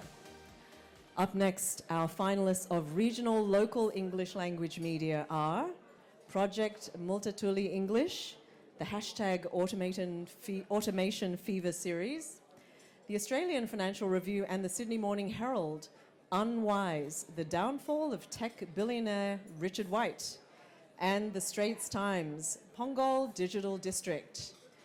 The honourable mention goes to the Straits Times for Pongol Digital District. Congratulations, Straits Times.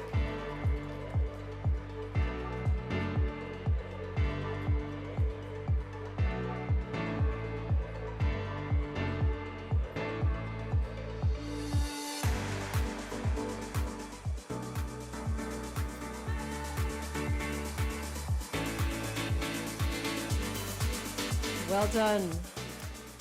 And the award for excellence goes to Project Multatuli English. Congratulations.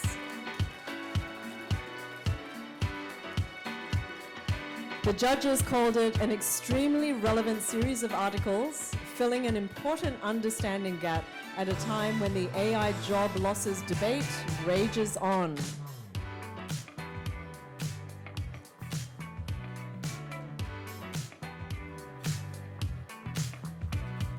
Congratulations again to Project Multatuli English.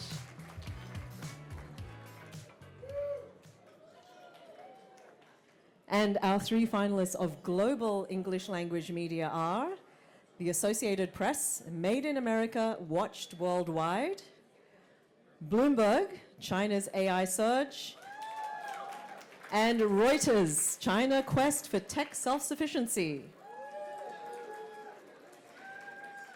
The honorable mention goes to Reuters. Congratulations, Reuters.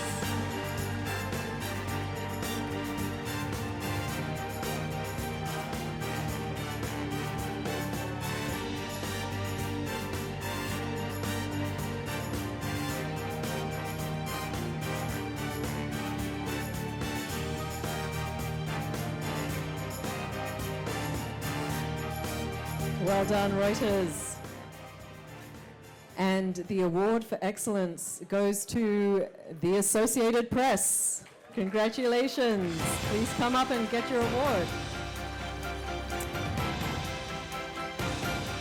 The judges said it is painstaking work to pull together US companies involved in surveillance in China. Detailed and disturbing.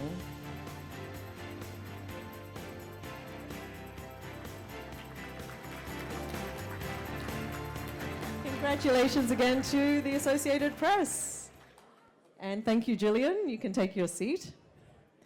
Our next award, Excellence in Magazine Design, honors the magazine that demonstrates high standards in visual presentation.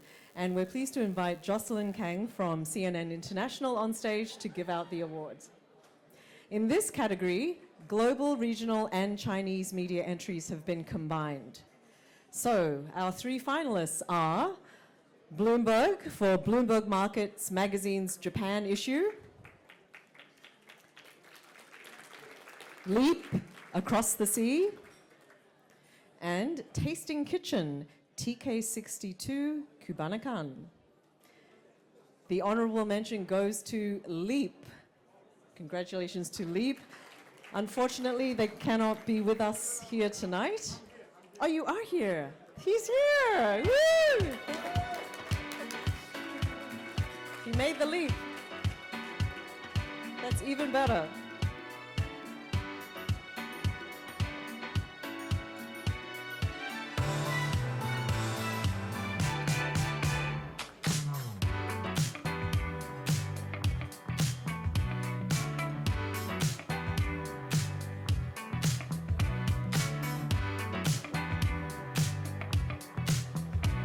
Congratulations to Leave. And the award for excellence goes to Tasting Kitchen. And I believe they have a winner here tonight.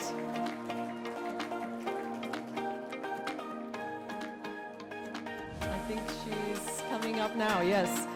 The judges said the design is clean and makes the magazine a great platform for the culinary world.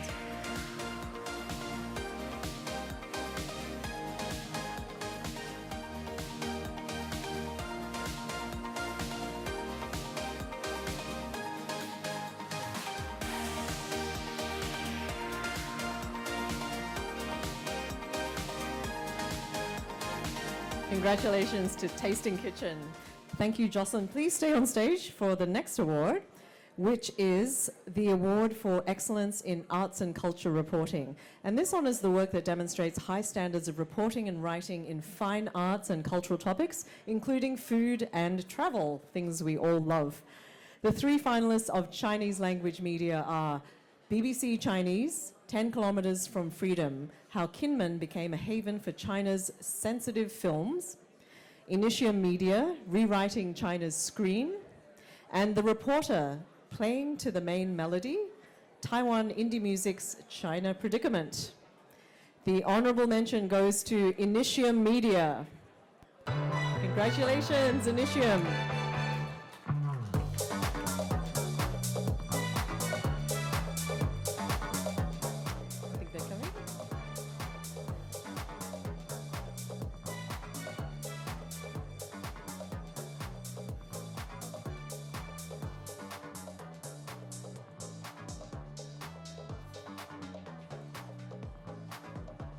Well done, Initium Media. And the award for excellence goes to The Reporter. Congratulations to The Reporter. The judges said that while it's no surprise that Taiwanese musicians face censorship in China, this series pulls back the curtain on how far that control goes, the emotional toll it takes on artists, and the broader risks it poses to Taiwan's music culture. Congratulations to The Reporter. The three finalists of regional local English language media are Frontier Myanmar, the junta's cultural crusade, Postmag, the Chinese baristas keeping Italian cafe culture alive, and the Korea Times, Korean Art Odyssey, status and realities of Korean art in overseas museums. And the honorable mention goes to Postmag. Congratulations. Kevin is right here.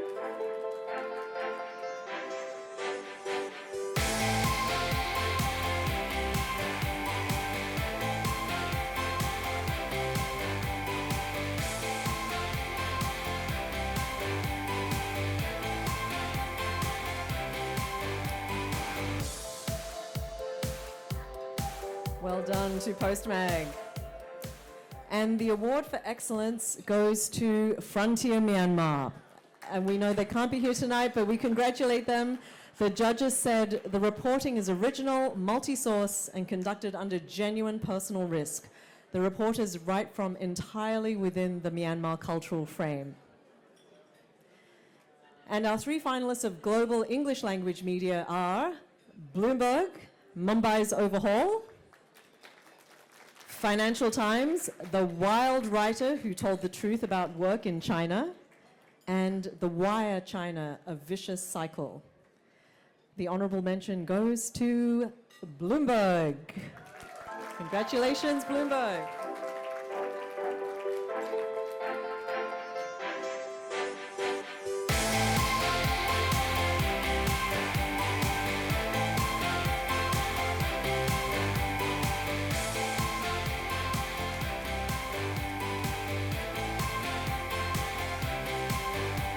Wonderful. Well done, Bloomberg. And the award for excellence goes to Financial Times. Congratulations, FT.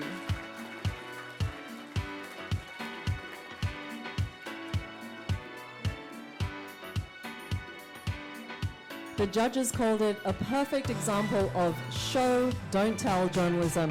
Bravo.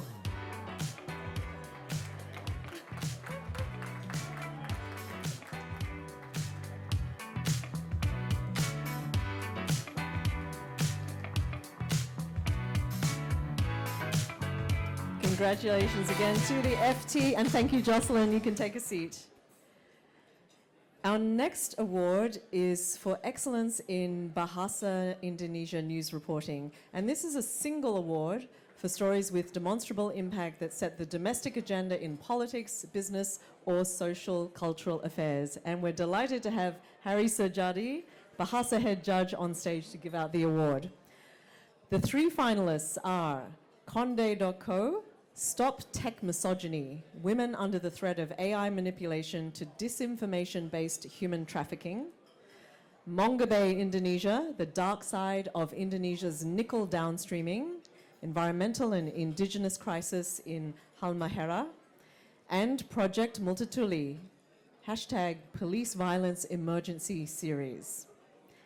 The honorable mention goes to Mongabe Indonesia. Congratulations. Very excited for you. Well done.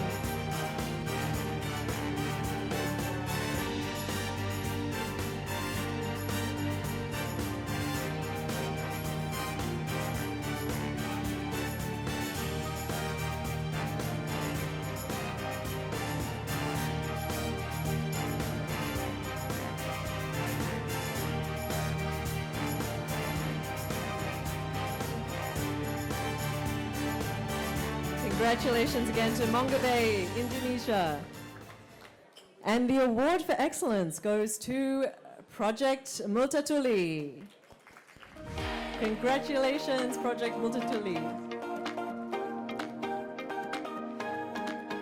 The judges called it a comprehensive, engaging, and thought-provoking report that successfully explains what actually happened regarding the public protests against the government and police in Jakarta in August 2025. The protests led to the arrest of thousands of activists whose cases remain unresolved to this day.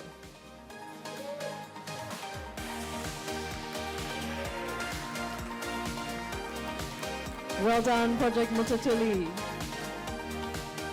Thank you so much, Harry. You can take a seat. Now it's time for our award for excellence in explanatory reporting, and this award honors work that demonstrates high standards of reporting, writing, and in-depth analysis to explain a topic of significance. And I'm very pleased to invite Bill Ridges of The Economist on stage to help give out the awards. Our three finalists of Chinese language media are Initium Media, Hong Kong Megafire, Burning Questions, Initium Media again, Jimmy Lai, A Court Chronicle, and The Reporter, Youth in the Ruins Part 2, Adolescents Left Behind and Those Who Catch Them. The honorable mention goes to Initium Media for Jimmy Lai, A Court Chronicle.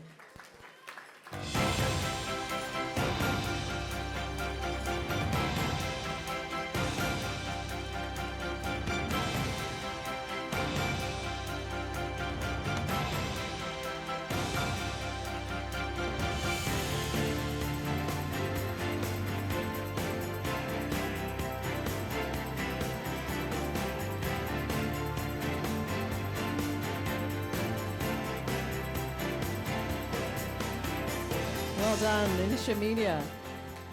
And the award for excellence also goes to Initium Media for Hong Kong Megafire Burning Questions. I think you might have to come back on stage. The judges called it truly remarkable, produced within a tight time frame, and the analysis contained good comparisons to similar fire hazards in Shanghai and the United Kingdom. Huge congratulations to Initium Media. Our three finalists of regional local English language media are Frontier Myanmar, Hard to Fight, Weapon Shortages Hamper Resistance Groups, Project Multatuli English, A Lopsided War, 83,000 soldiers and police powering Indonesia's violent agenda in Papua, and The Straits Times, How Southeast Asia Navigates the Minefields of Big Power Rivalry. The honorable mention goes to Frontier Myanmar. As we know, they're not with us tonight, but congratulations to them. And the award for excellence goes to The Straits Times. Congratulations, Straits Times. The judges said, with solid, on-the-ground reporting and insights, the reports shed light on the increased complex business and trade landscape in the midst of big power rivalry.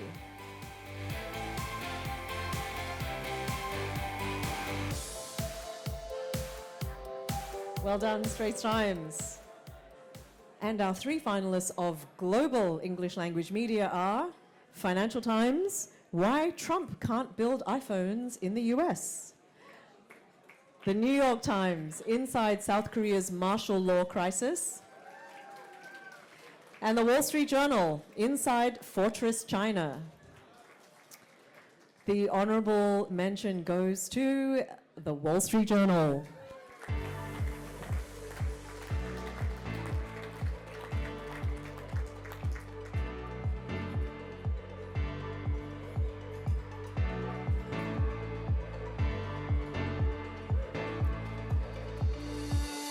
Congratulations to the Journal.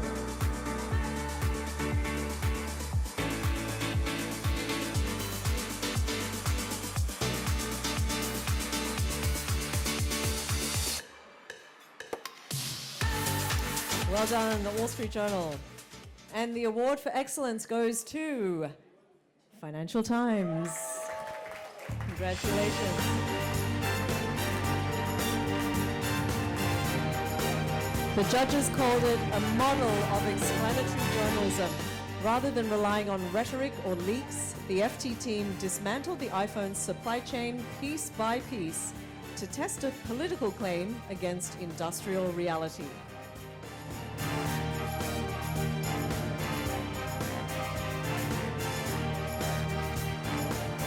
Congratulations again to the FT. And thank you, Bill. You can take your seat. Up next is Excellence in Business Reporting, and this award honors the work that demonstrates high standards of reporting on a business topic of significance.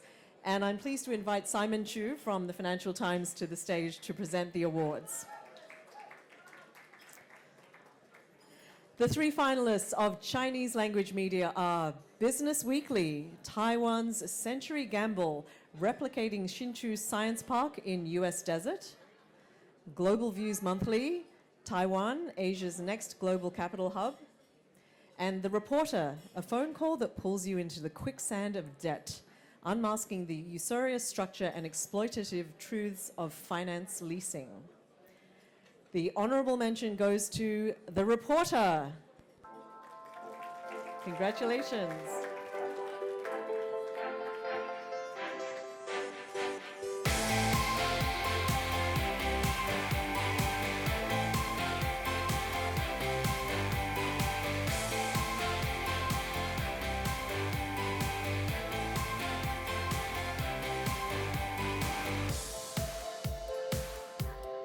Well done to The Reporter.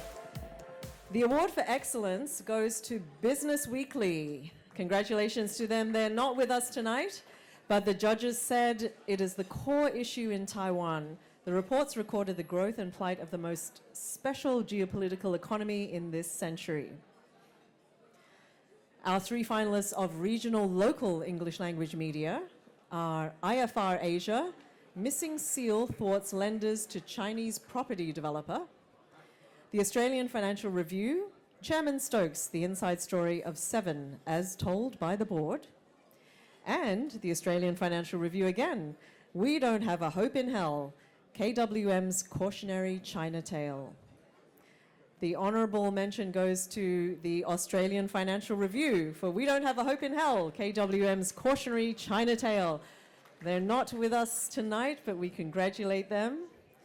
And the award for excellence also goes to the Australian Financial Review, Chairman Stokes, the inside story of Seven as told by the board. So congratulations to the AFR.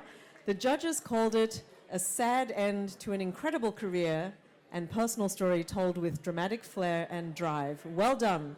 This is reporting that provides a valuable public service. And our three finalists of global English language media are Bloomberg for India's Jane Street crackdown, Reuters for Fast Lane,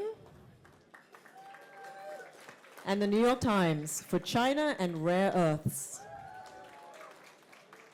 The honorable mention goes to the New York Times.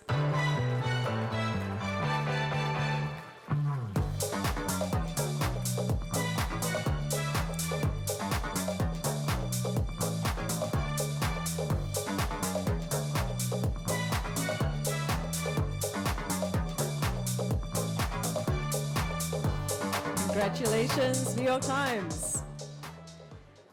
And the award for excellence goes to Reuters.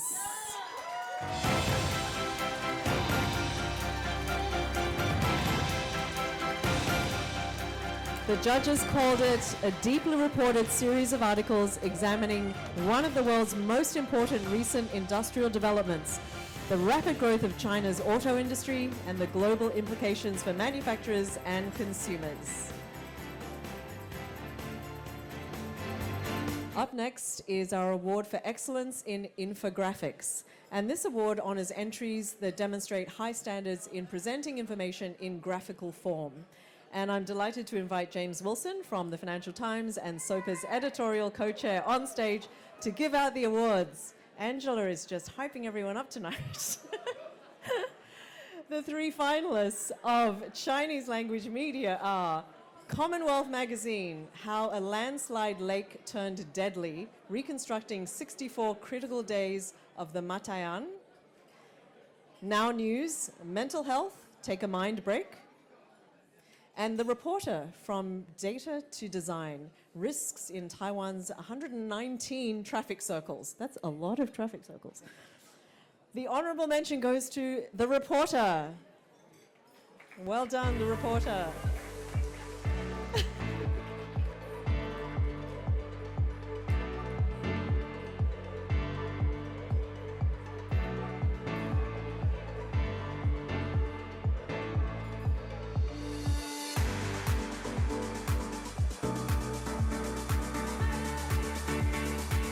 Congratulations again to The Reporter. And the award for excellence goes to Commonwealth Magazine. Congratulations. Please come up and get your award.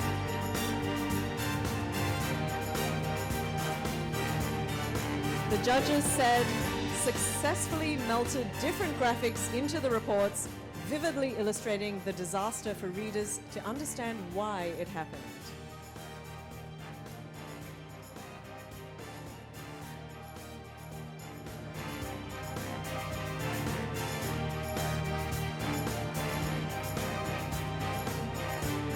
Congratulations to Commonwealth Magazine.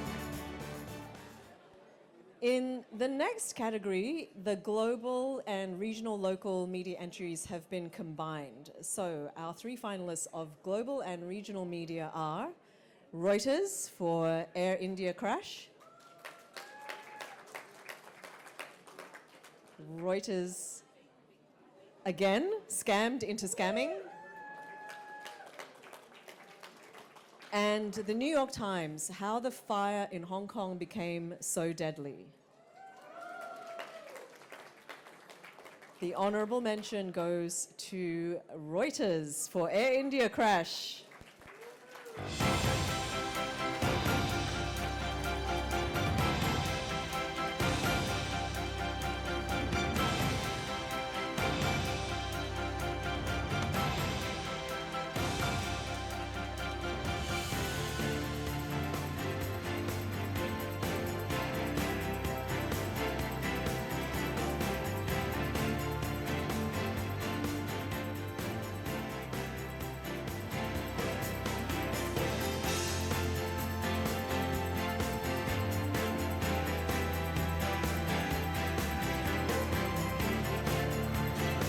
Wonderful.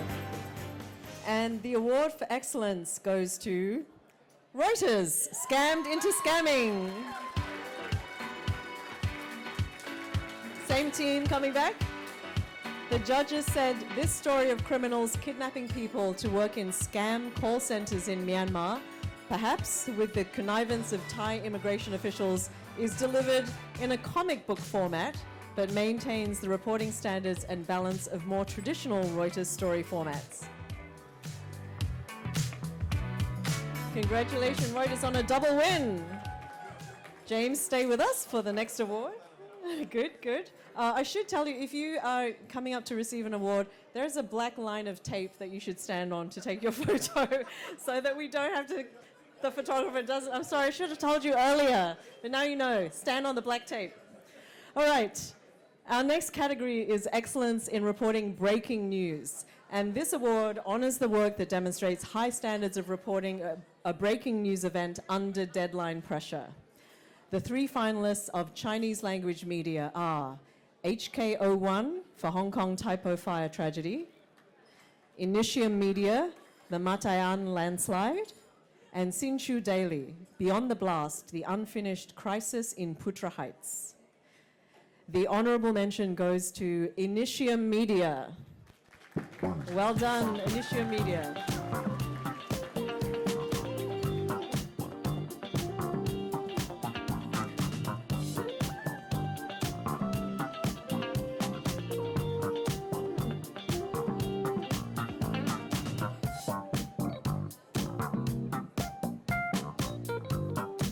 Congratulations to Initium Media. And the award for excellence goes to HK01. Well done, HK01. We do have a winner in the room. The judges said HK01 provided timely updates of the fire through its live blogs and a comprehensive deep dive on the systemic failures that led to the tragedy. It also used multiple visual elements, videos, and creative storytelling to cover the disaster.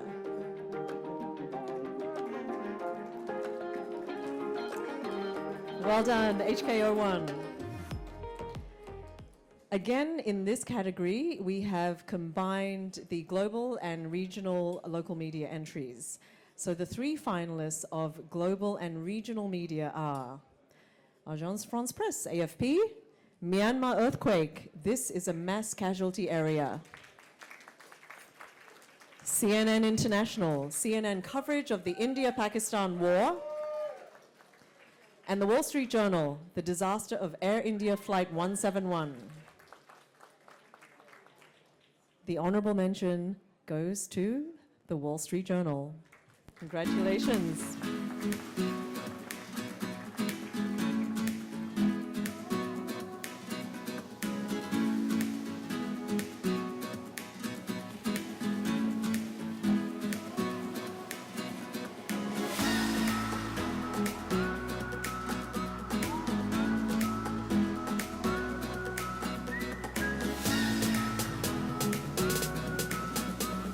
Well done again, Wall Street Journal. And the award for excellence goes to CNN International. Congratulations to CNN. The judges said, as two of the world's nuclear-armed powers, India and Pakistan, squared off against each other in May 2025, CNN was poised to tell viewers around the globe why they should care. A live blog kept pace with developments. Standalone features detailed how a truce was reached, as well as the fallout of an uneasy calm in Kashmir that remains. You guys have to come to the middle a bit more. Yeah, on the black line. I don't know, journalists don't know how to follow instructions on where to stand.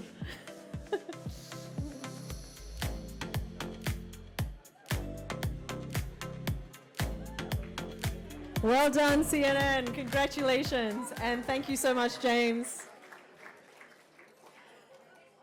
All right, we are now going to take another quick break for dessert, and we'll return shortly to celebrate the final few awards of tonight. So keep that energy up. I'll see you again in a few minutes. We will now have a short intermission. The SOPA 2026 awards will return shortly.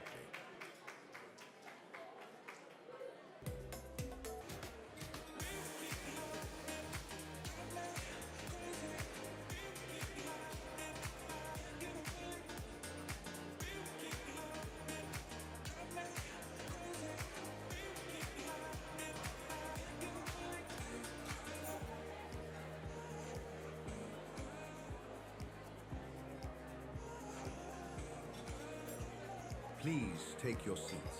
The SOPA 2026 awards will recommence shortly.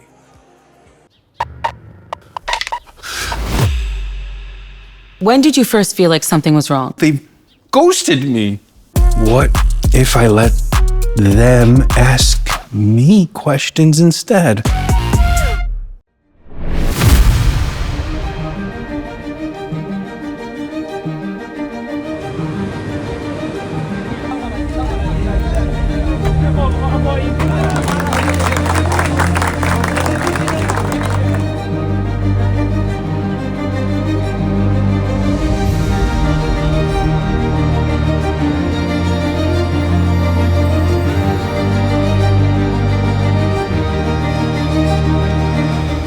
Đi tha yum của yum trái rồi chị đi tha dệt tranh thì xa à bạn này dân prang rosi bạn này thì mà lên mà cục này đó để xa bộ bia trên biên mà. We know that KK Park didn't miss a day of service, that Starlink immediately filled a gap that would have been lost to when Thai communication was turned off.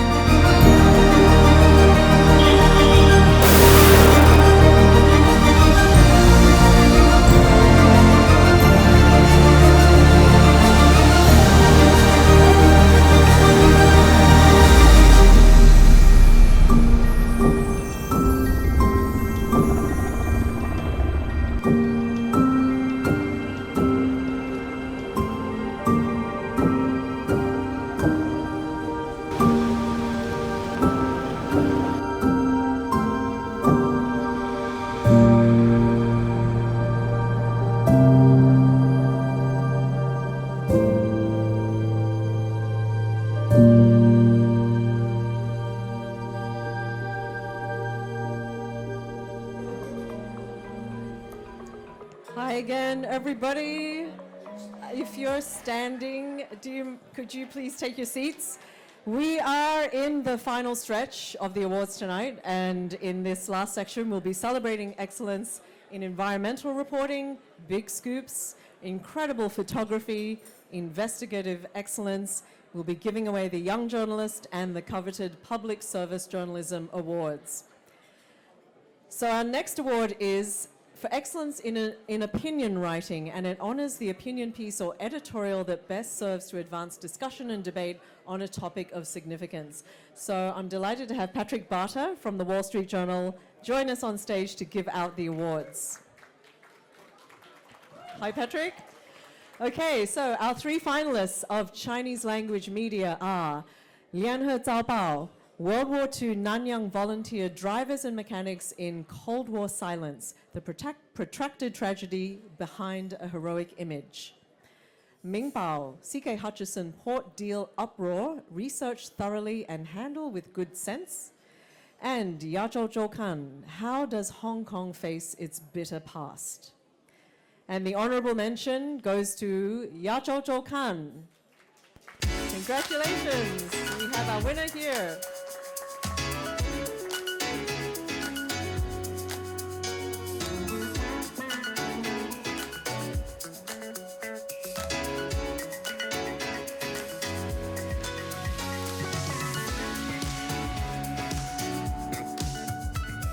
Well done to Yazhou Zhoukan. And the award for excellence goes to Ming Pao. Congratulations, Ming Pao.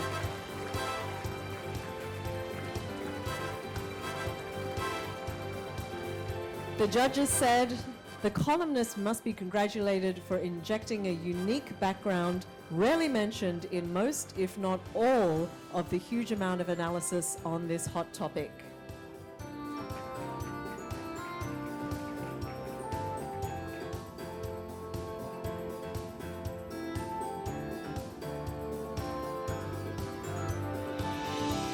Well done to Ming Bao.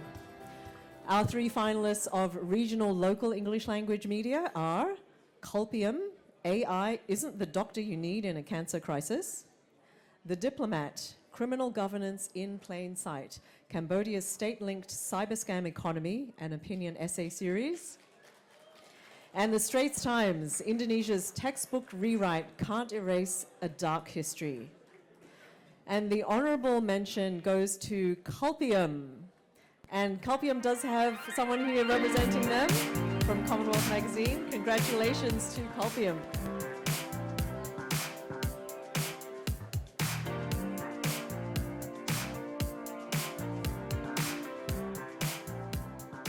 Well done to Culpium. And the award for excellence goes to The Diplomat, and that will be accepted by Jing Yang on their behalf. Congratulations to The Diplomat. The judges said the writer uses facts to lay bare the hypocrisy and contradictions of the international system that sanctions Cambodia's scam compound operators, while it conveniently avoids holding accountable the powerful officials behind one of the worst human trafficking and financial crimes of this century. Well done. And our three finalists of global English language media are Financial Times, China is making trade impossible. The Economist, from restaurant scandals to booming museums and economic battles. And The New York Times, China and Trump's America. The honorable mention goes to The New York Times.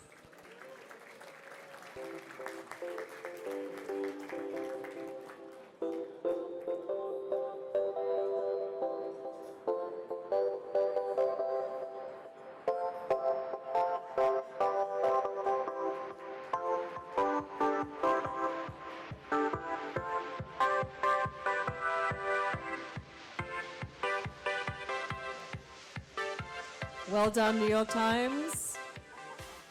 And the award for excellence goes to The Economist.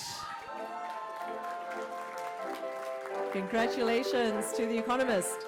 The judges said the Chaguan columns submitted for this award demonstrate both range and insight into contemporary China.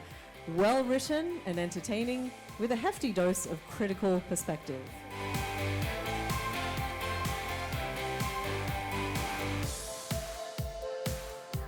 Congratulations to The Economist. Patrick's going to stay with us for the next award, which is Excellence in Reporting on the Environment. And this honors work that demonstrates high standards of reporting on an environmental topic of significance. The three finalists of Chinese language media are Initium Media, In the Age of Extreme Weather, The Reporter, Schools in the Smog, the Forgotten Right to Breathe Amidst Economic Pursuit, and United Daily News, Typhoon Apocalypse, a 90-day investigation into floating solar waste pollution and policy failures. The honorable mention goes to Initium Media. Congratulations to Initium.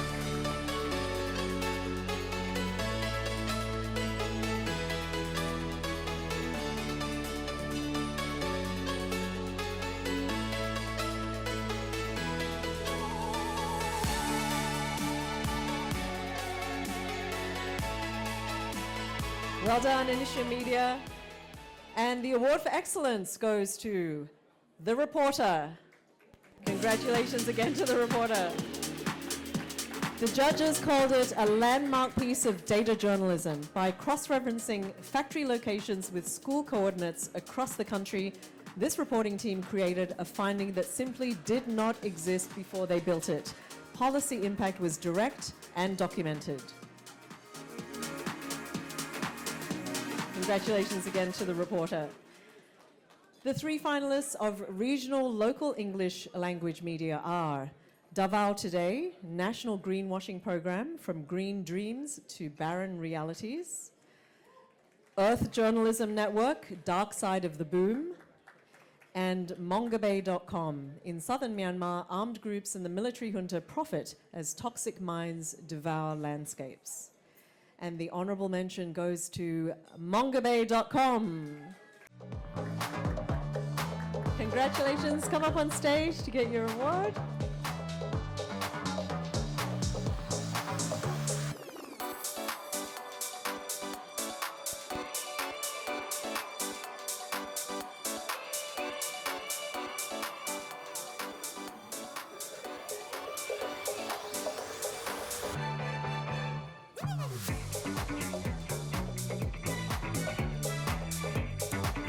Well done, Mongabay. And the award for excellence goes to Earth Journalism Network. Congratulations. We have a winner in the room. The judges called it spectacular work that clearly demonstrates a strong level of organization, research, collaboration, and dedication across borders. Shines light on a global issue's relevance on a regional level, bringing an abstract idea into tangible form. Well done, Earth Journalism Network.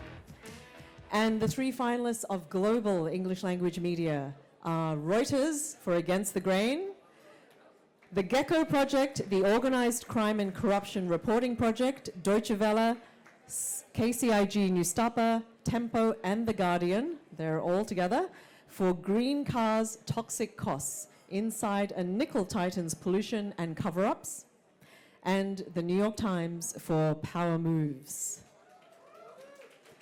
The honorable mention goes to the New York Times for Power Moves.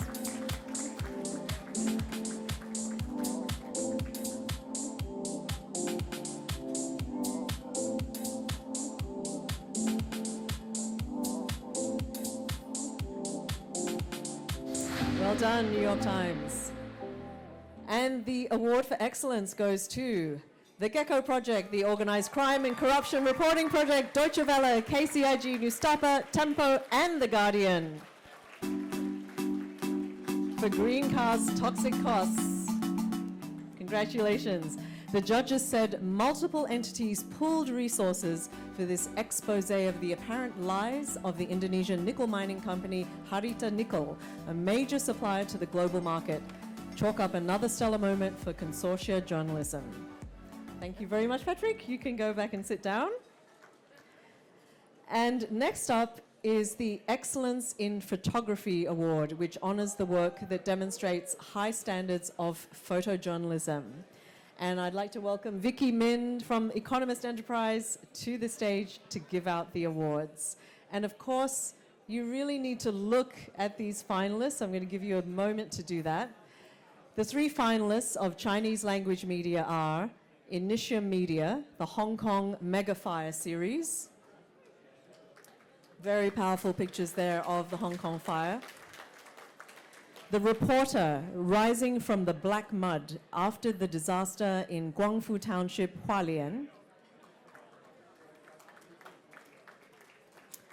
And Why Now? China's rural reality on saline alkali land, pastoral ideal or a peasant's lament.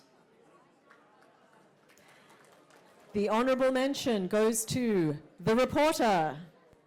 Congratulations again to The Reporter.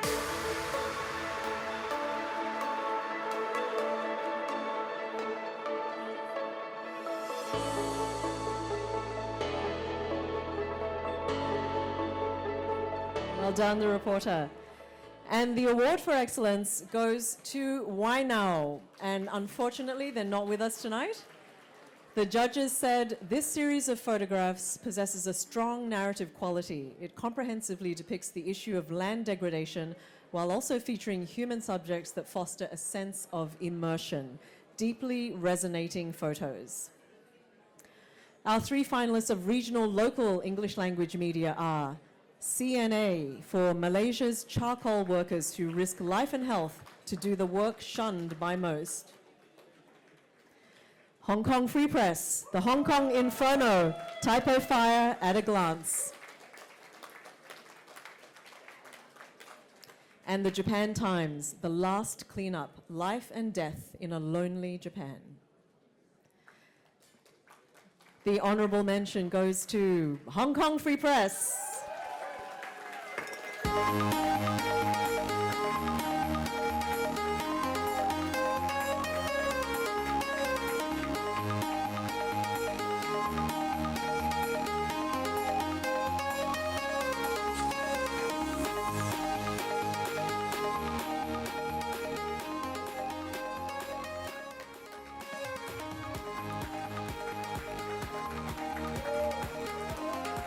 Well done, Tom, Hong Kong Free Press. And the award for excellence goes to CNA. Congratulations to CNA.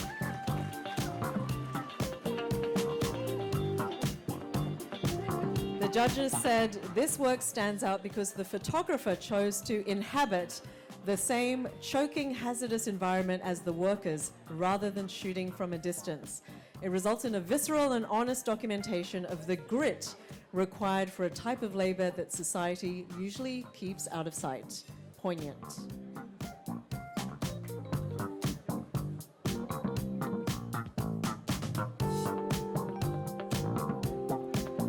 Congratulations to CNA. And our three finalists of global English language media are AFP for Botox under burqas, cosmetic surgery in vogue in Afghanistan.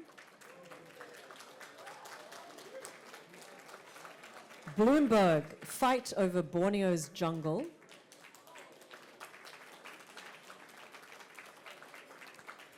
And Reuters for Hong Kong fire.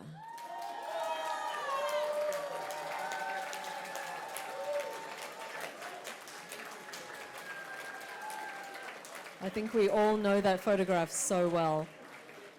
The honorable mention goes to AFP. Congratulations, AFP.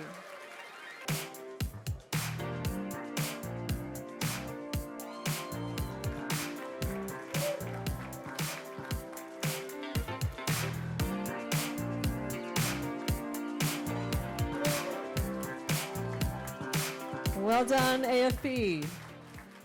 And the award for excellence goes to Reuters.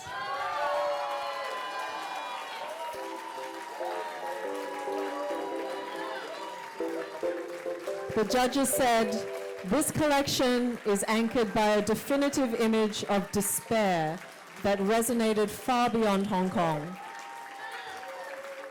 It captures the sheer scale of the disaster while keeping the focus on the human cost, documenting everything from the intensity of the flames to the raw emotion of the community as the tragedy unfolded. From my point of view, the photo of the year. Congratulations again to Reuters. Thank you very much, Vicky. You may take your seat. We're really in the home stretch now. I do want to remind you that if you have won a prize, either an honorable mention or an award for excellence, we will want you on the stage with your certificate at the end of the night. So don't run away and don't lose your prize. Next, we're going to present the Scoop Award, and this award honors the exclusive story that has a significant impact and is widely followed by competing news media. And we're delighted to have Lulu Chen from Bloomberg on stage to give out the awards. The three finalists of Chinese language media are HKO1, HKO1 exclusive, fraudulent certifications uncovered in critical infrastructure and urban redevelopment works. Hong Kong Economic Journal, Education Chicken Coop series. And Initium Media, a surrogacy scandal in California and a window into how China's elite move their money. The honorable mention goes to Hong Kong Economic Journal. Congratulations. We have a winner coming up to receive their certificate.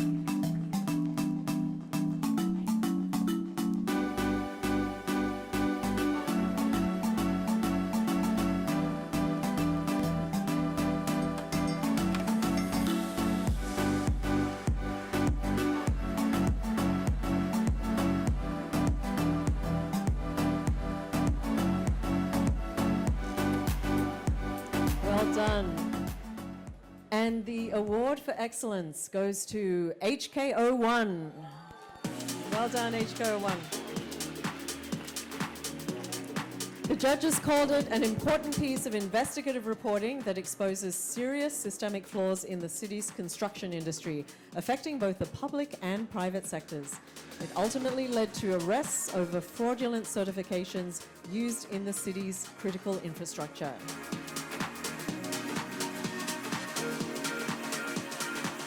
Well done, HKO1. Our three finalists of regional local English language media are Bangkok Tribune, The Poisoned Rivers, From Gold to Rare Earth, Unregulated Mining in Myanmar Poisons the Mekong and its tributaries in northern Thailand. Deal Street Asia, The Collapse That Shook VC in Southeast Asia, E-Fishery Series. And the Straits Times, CDL's Kwek Leng Beng seeks to fire Sun Sherman as CEO over attempted coup. The honorable mention goes to Bangkok Tribune. We do have a winner in the room. Please come up and accept your certificate.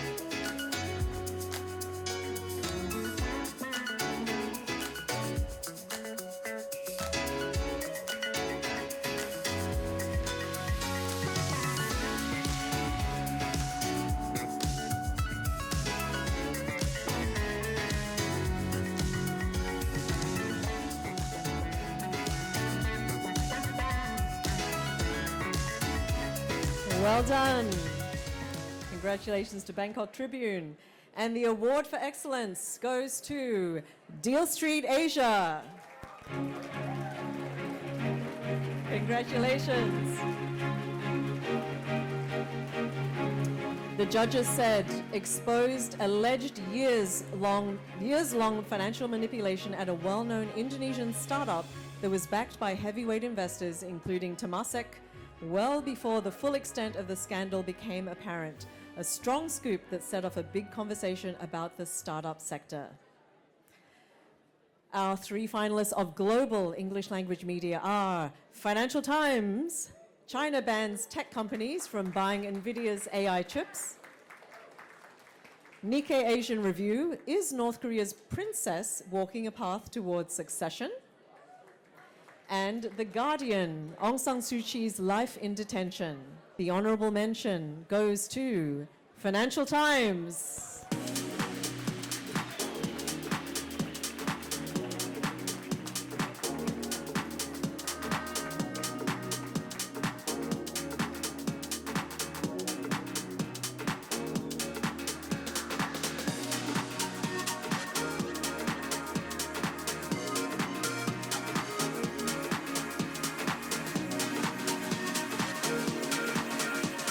Congratulations to the FT.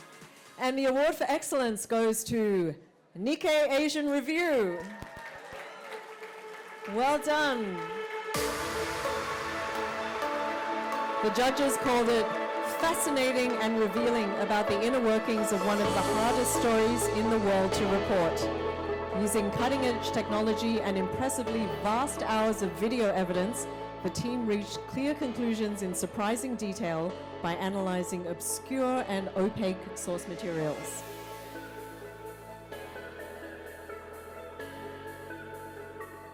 Congratulations to Nikkei Asian Review.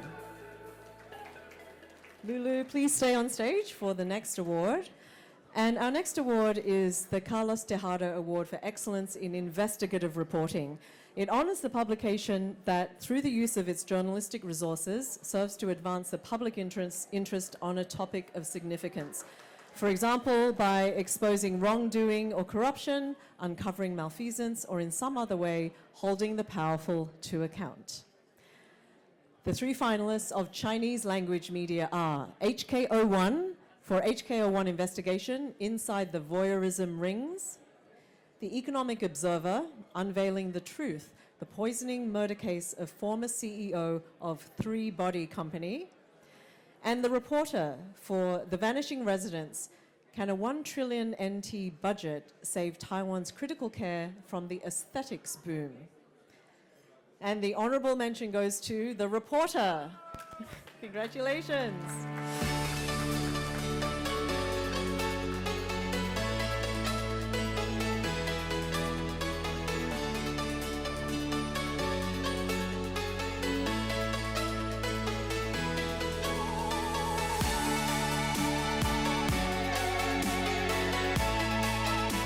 Well done to The Reporter. And the award for excellence goes to The Economic Observer. Congratulations. We do have a winner in the room. Please come and get your certificate. Over here. The judges said, spanning 5 years, the reporter's investigation delved deeply into a high-profile poisoning murder case, offering a full and detailed account to readers and demonstrating the value of investigative reporting.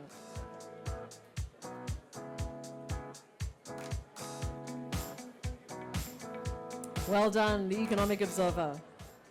Our three finalists of regional local English language media are Himal South Asian, Pills, Perils, Profits, a Himal investigative series on South Asian pharma. Hong Kong Free Press, Is It a Coincidence? Hong Kong independent bookstores, publishers face simultaneous tax probes. And The Wire, The Forced Guilt Project. The honorable mention goes to Hong Kong Free Press.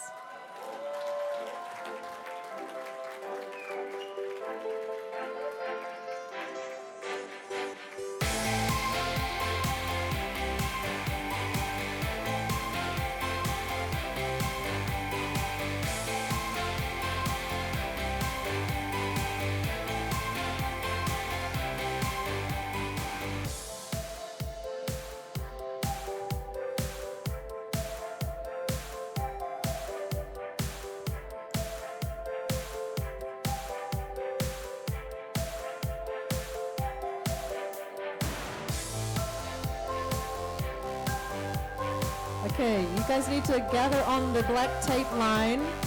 Can you come forward on the line? Yeah, that's it. And to the left a little bit. Excellent. I know you're not using... Is this your entire newsroom? Pretty much.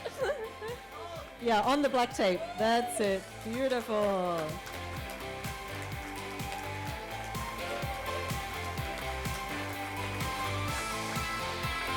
Good job, Hong Kong Free Press. Well done. And the award for excellence goes to Himal South Asian. And we do have a representative who is going to accept the award for Himal South Asian.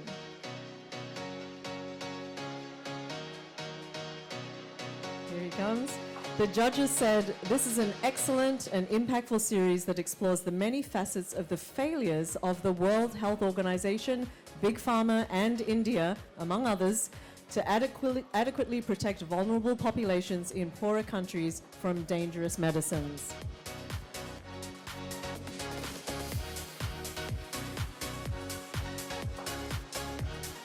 Well done, Himal South Asian. And our three finalists of global English language media are Reuters, Contest in the Pacific, The Wall Street Journal, Uncovering Asia's New Networks of Digital Financial Crime, and The Washington Post, Chinese Organized Crime Goes Global. The honorable mention goes to The Washington Post, who cannot join us tonight, but we congratulate them. We will send them the certificate.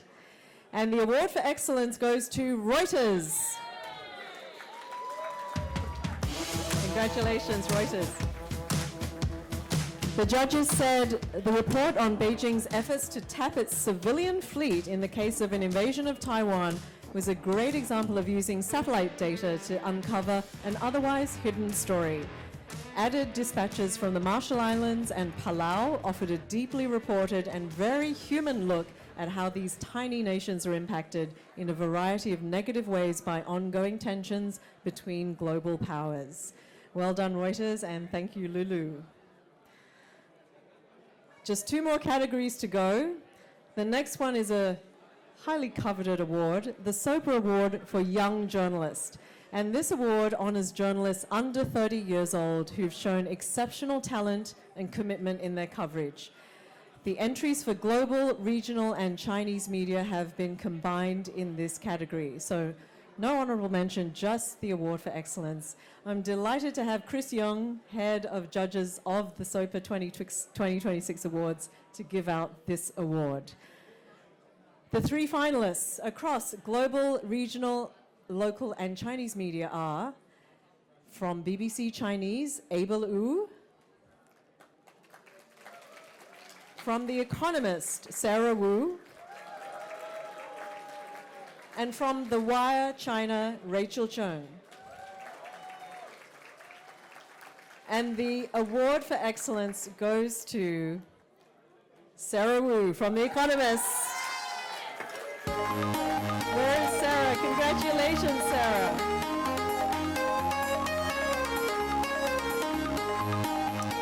Our Young Journalist 2026. The judges said from low altitude economy to DeepSeek's breakthrough and gig economy to self-driving vehicles, Sarah's shown an exceptional maturity of insight and skills in storytelling, making serious and complex topics interesting with a personal touch, depth, and width. Her podcast episode on the rise of female stand-up comedians in China has provided not just good audio program, but a vivid story of a greatly changing China. And her work across both print and podcast platforms illuminates the complexities of contemporary China with nuance and humanity, making some of the world's most opaque systems intelligible to a global audience. Congratulations again, Sarah. Thank you very much, Chris. You can take a seat. It is time for our final award of the evening. It is the SOPA Award for Public Service Journalism, and this award recognizes outstanding work in print, photography, video, or online media that represents an exemplary contribution to public service in the Asia-Pacific region. Again, there's no honorable mention, only the award for excellence. And I'm delighted to invite back to the stage Karen Hao, award-winning journalist and best-selling author, and tonight's keynote speaker, to give out this award. The three finalists are BBC World Service, Make Me Perfect, Manufacturing Beauty in China, The New York Times, China's Malaise and Its People's Endurance, and The Wall Street Journal, Uncovering Asia's New Networks of Digital Financial Crime. And this year's Award for Excellence goes to The New York Times.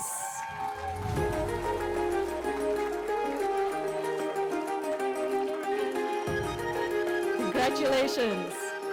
The judges said, despite immense difficulties and unimaginable pressure in doing journalism work in China, the New York Times team has shown passion and persistence and journalistic excellence in the selected articles about the lives of ordinary people in a profoundly changing nation. Each of the stories, including a chained woman and a deported migrant from the US, is well written and a great read on its own. Put together, they told the story of one nation, many faces. Congratulations again to the New York Times. Thank you so much, Karen.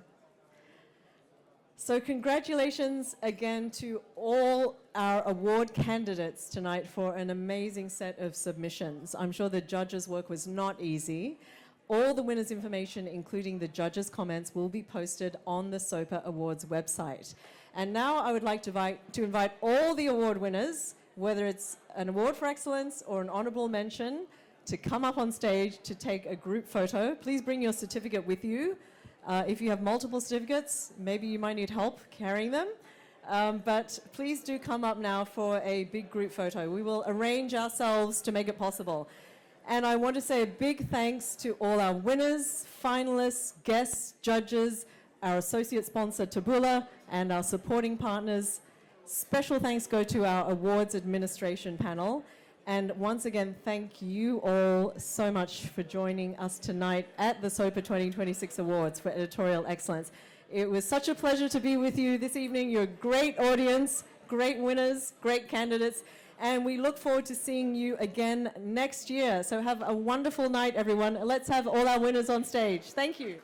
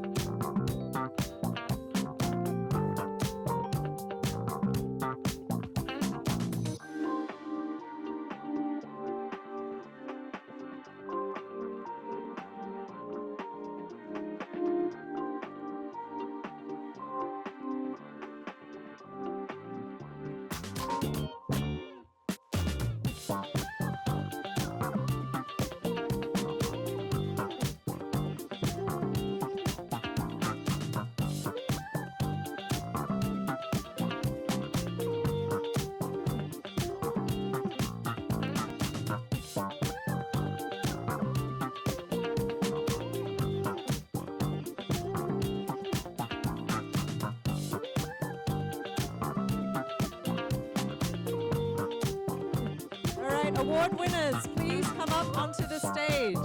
We will fit you in somehow. So whether you're honorable mention winner, certificate of excellence, please come up onto the stage. Yes, everybody.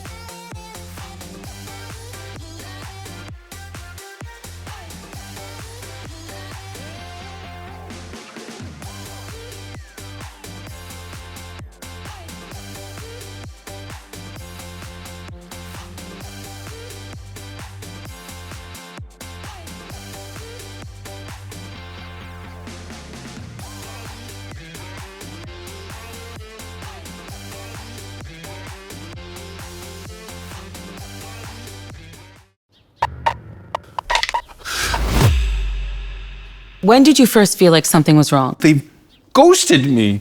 What if I let them ask me questions instead?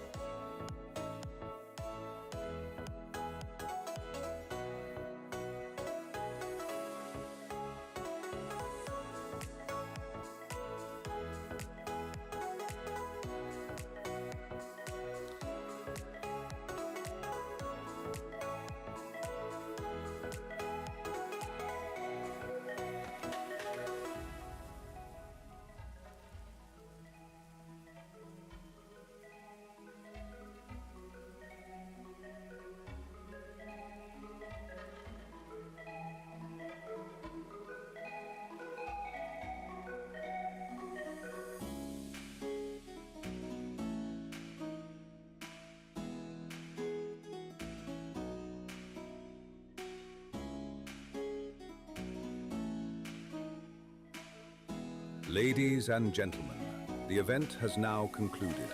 Please join us in congratulating all our winners. Thank you for attending, and we look forward to seeing you again next year.